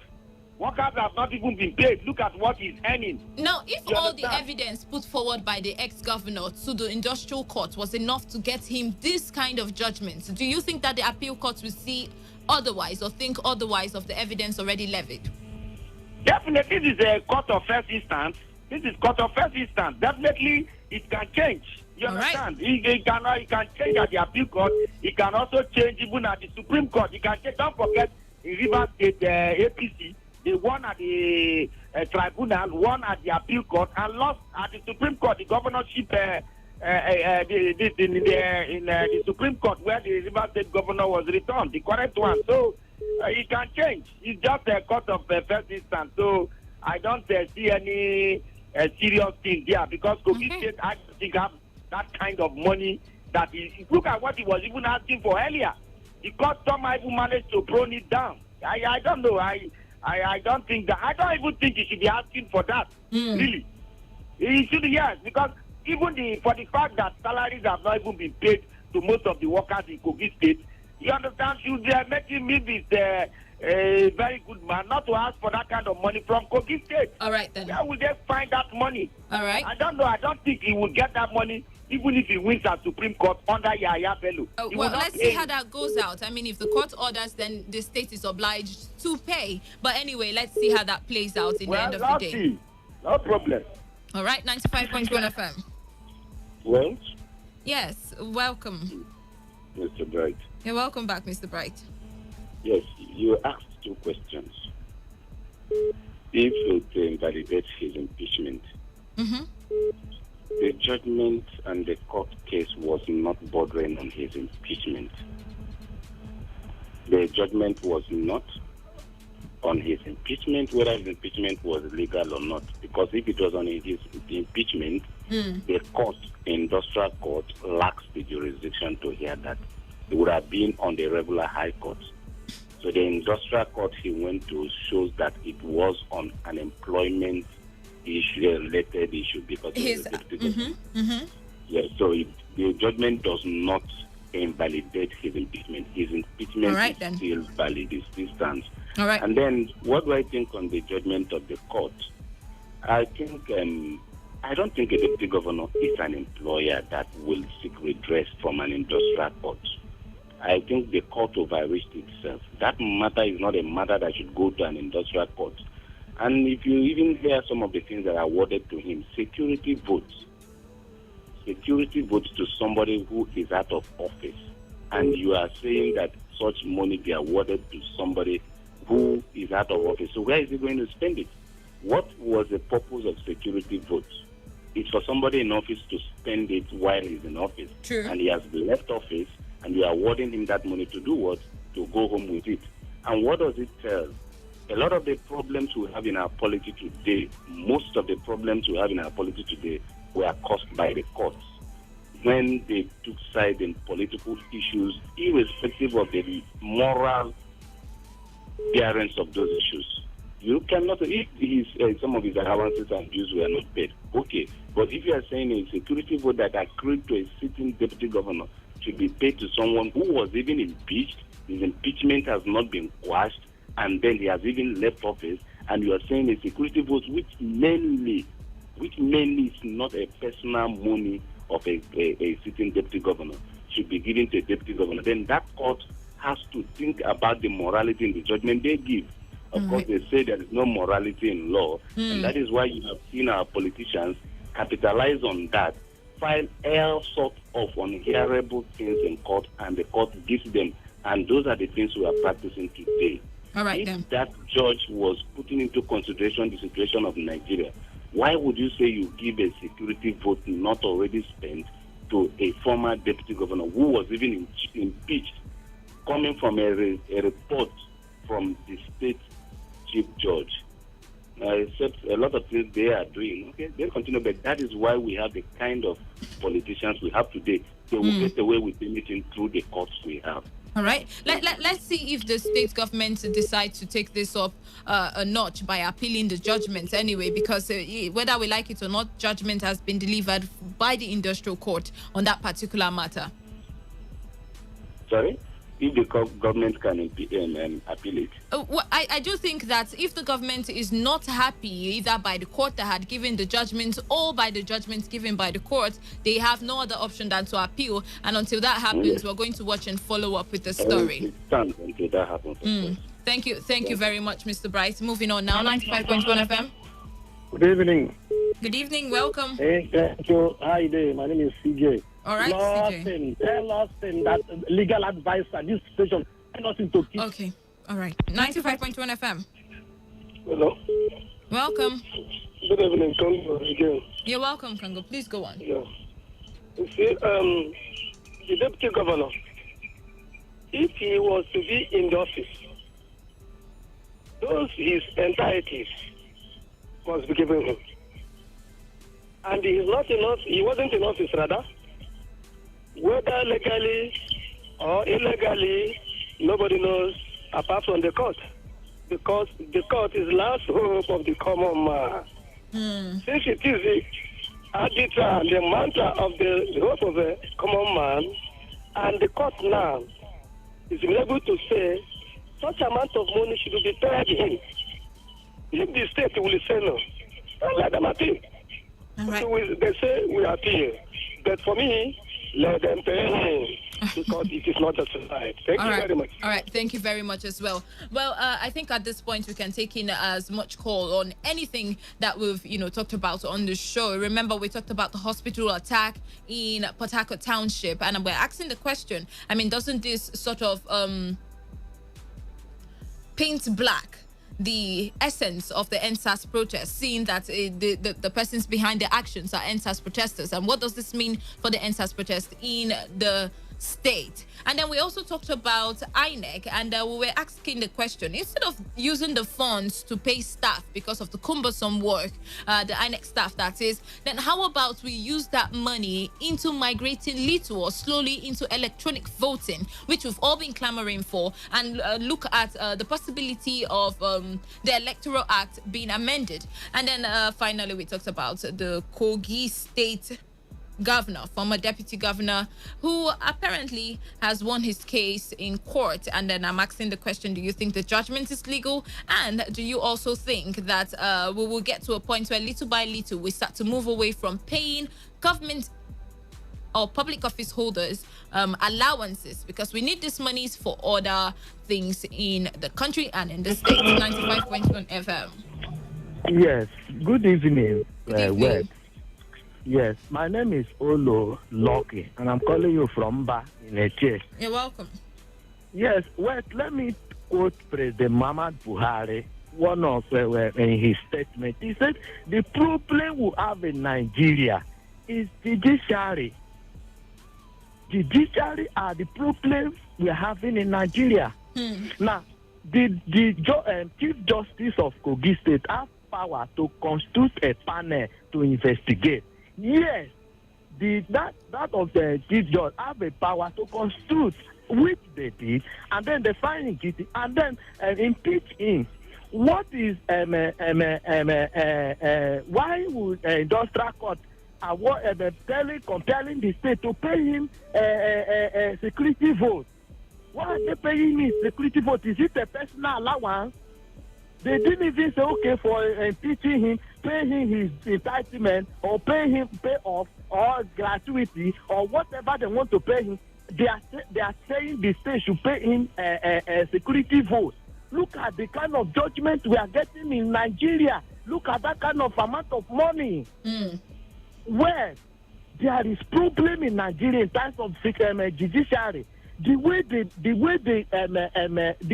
judge, they take their judgment. Sometimes I cry. All right, we have to revisit the state of the judiciary. Now, okay, now, where so now if they want to like, okay, the way they impeach him is not in order. Okay, pay him a certain amount of money, not a specific naming him a security vote. Security vote I think the state government would have to appeal that. I mean, I think it's not that difficult. It's just the industrial court. They have, the appeal court to also go to, rescind the judgment if they don't think it's favorable enough. No, but we need to condemn it so that because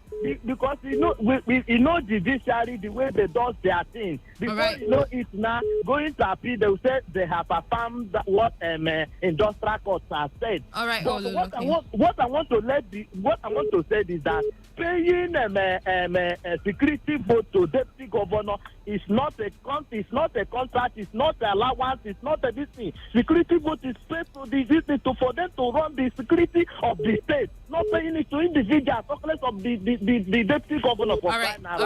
Thank you very much. Let me quickly take some messages here because we have only 1 minute. This one says, I am Ernest from Woji. It baffles me that people who can't buy cement or block will burn down hospitals. All right, thank you very much for that one. This one is coming from Prince in Iba.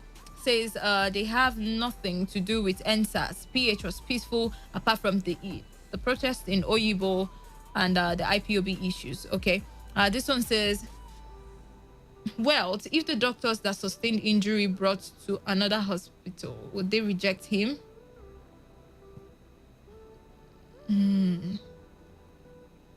Well, the truth of the matter is that if the hospital had rejected him and that is maybe unconstitutional, then you can actually sue the hospital for rejecting or refusing to help or rescue or save the life of a dying patient. So you see, it doesn't allow you to, nowhere are you allowed to take laws into your hands. I mean, that defeats the whole essence, isn't it?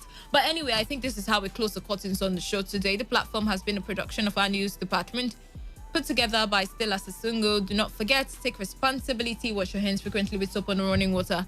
Avoid touching your face and high contact surfaces to prevent coronavirus. Once again, good evening. I am Wealth Wilson, and we will be with you same time tomorrow. So have an amazing evening, and stay tuned because Waiting They Happen comes up next with Talking Drum.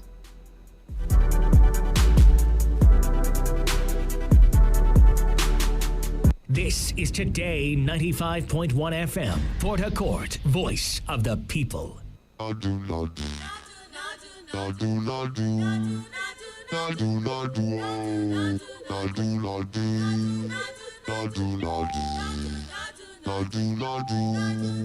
You better mind yourself, oh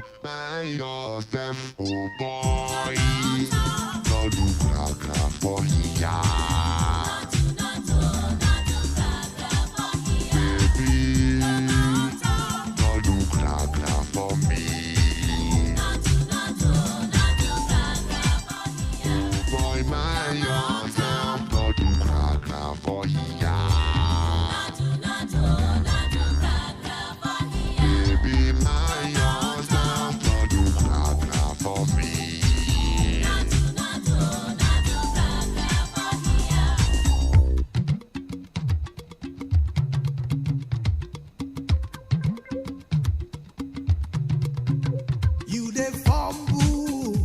I dey look and not talk. You dey shout.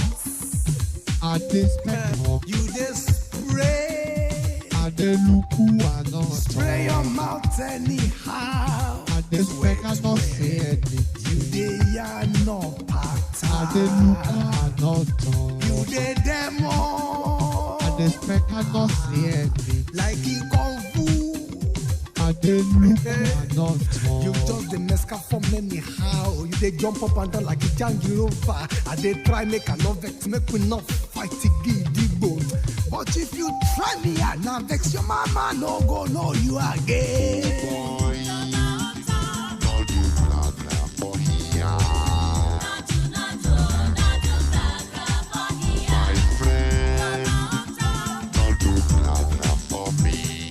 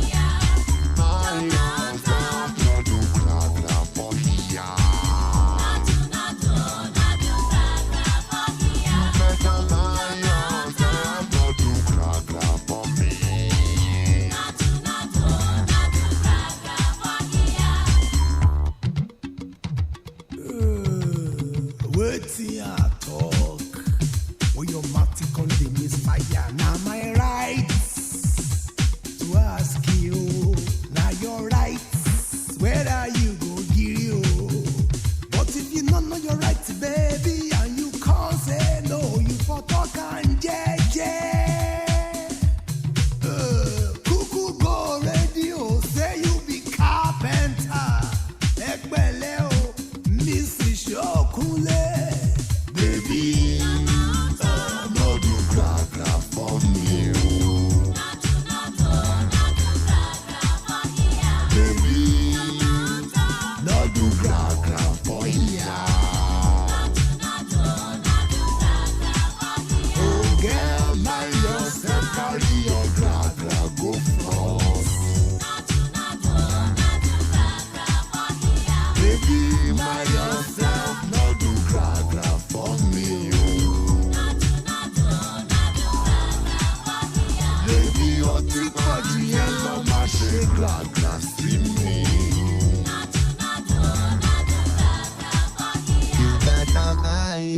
Yeah.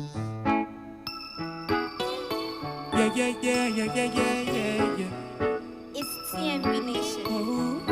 Who go sing one mama? Oh, yeah. There's a sharp sound. Yeah. What is the matter?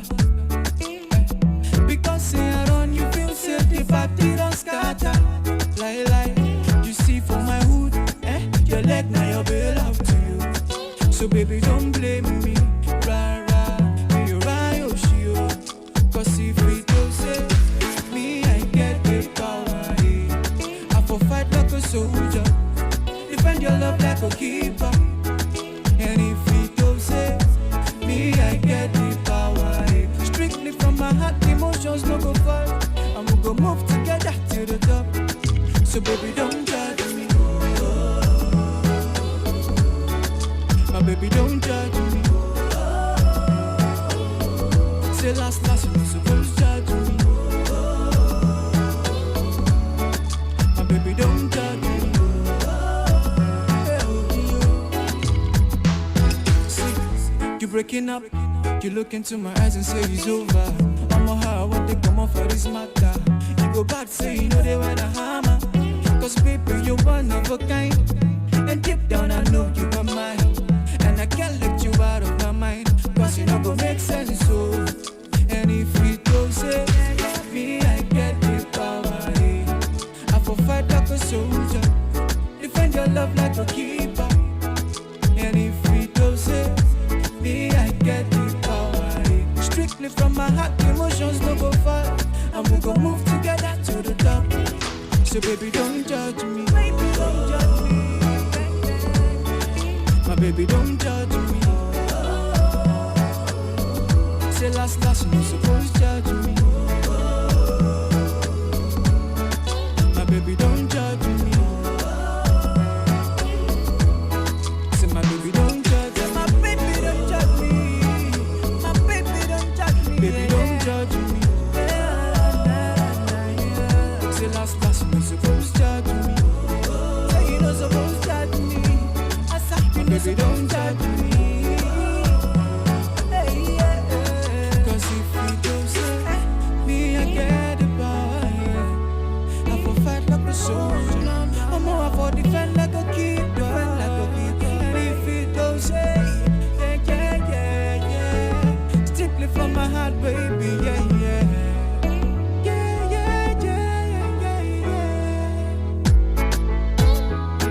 It's Blessed Man original. TMB, baby. It's TMB Nation. I am my baby.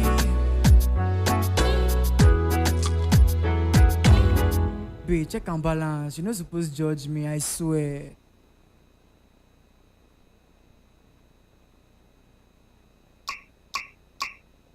Baby mo, baby mo, baby mo. Honey me, honey me, honey me. Ole, oh, anya no wo panos. Emi click, igolowa. Baby tell me ndo mi shinri, manali masala lema. Ole.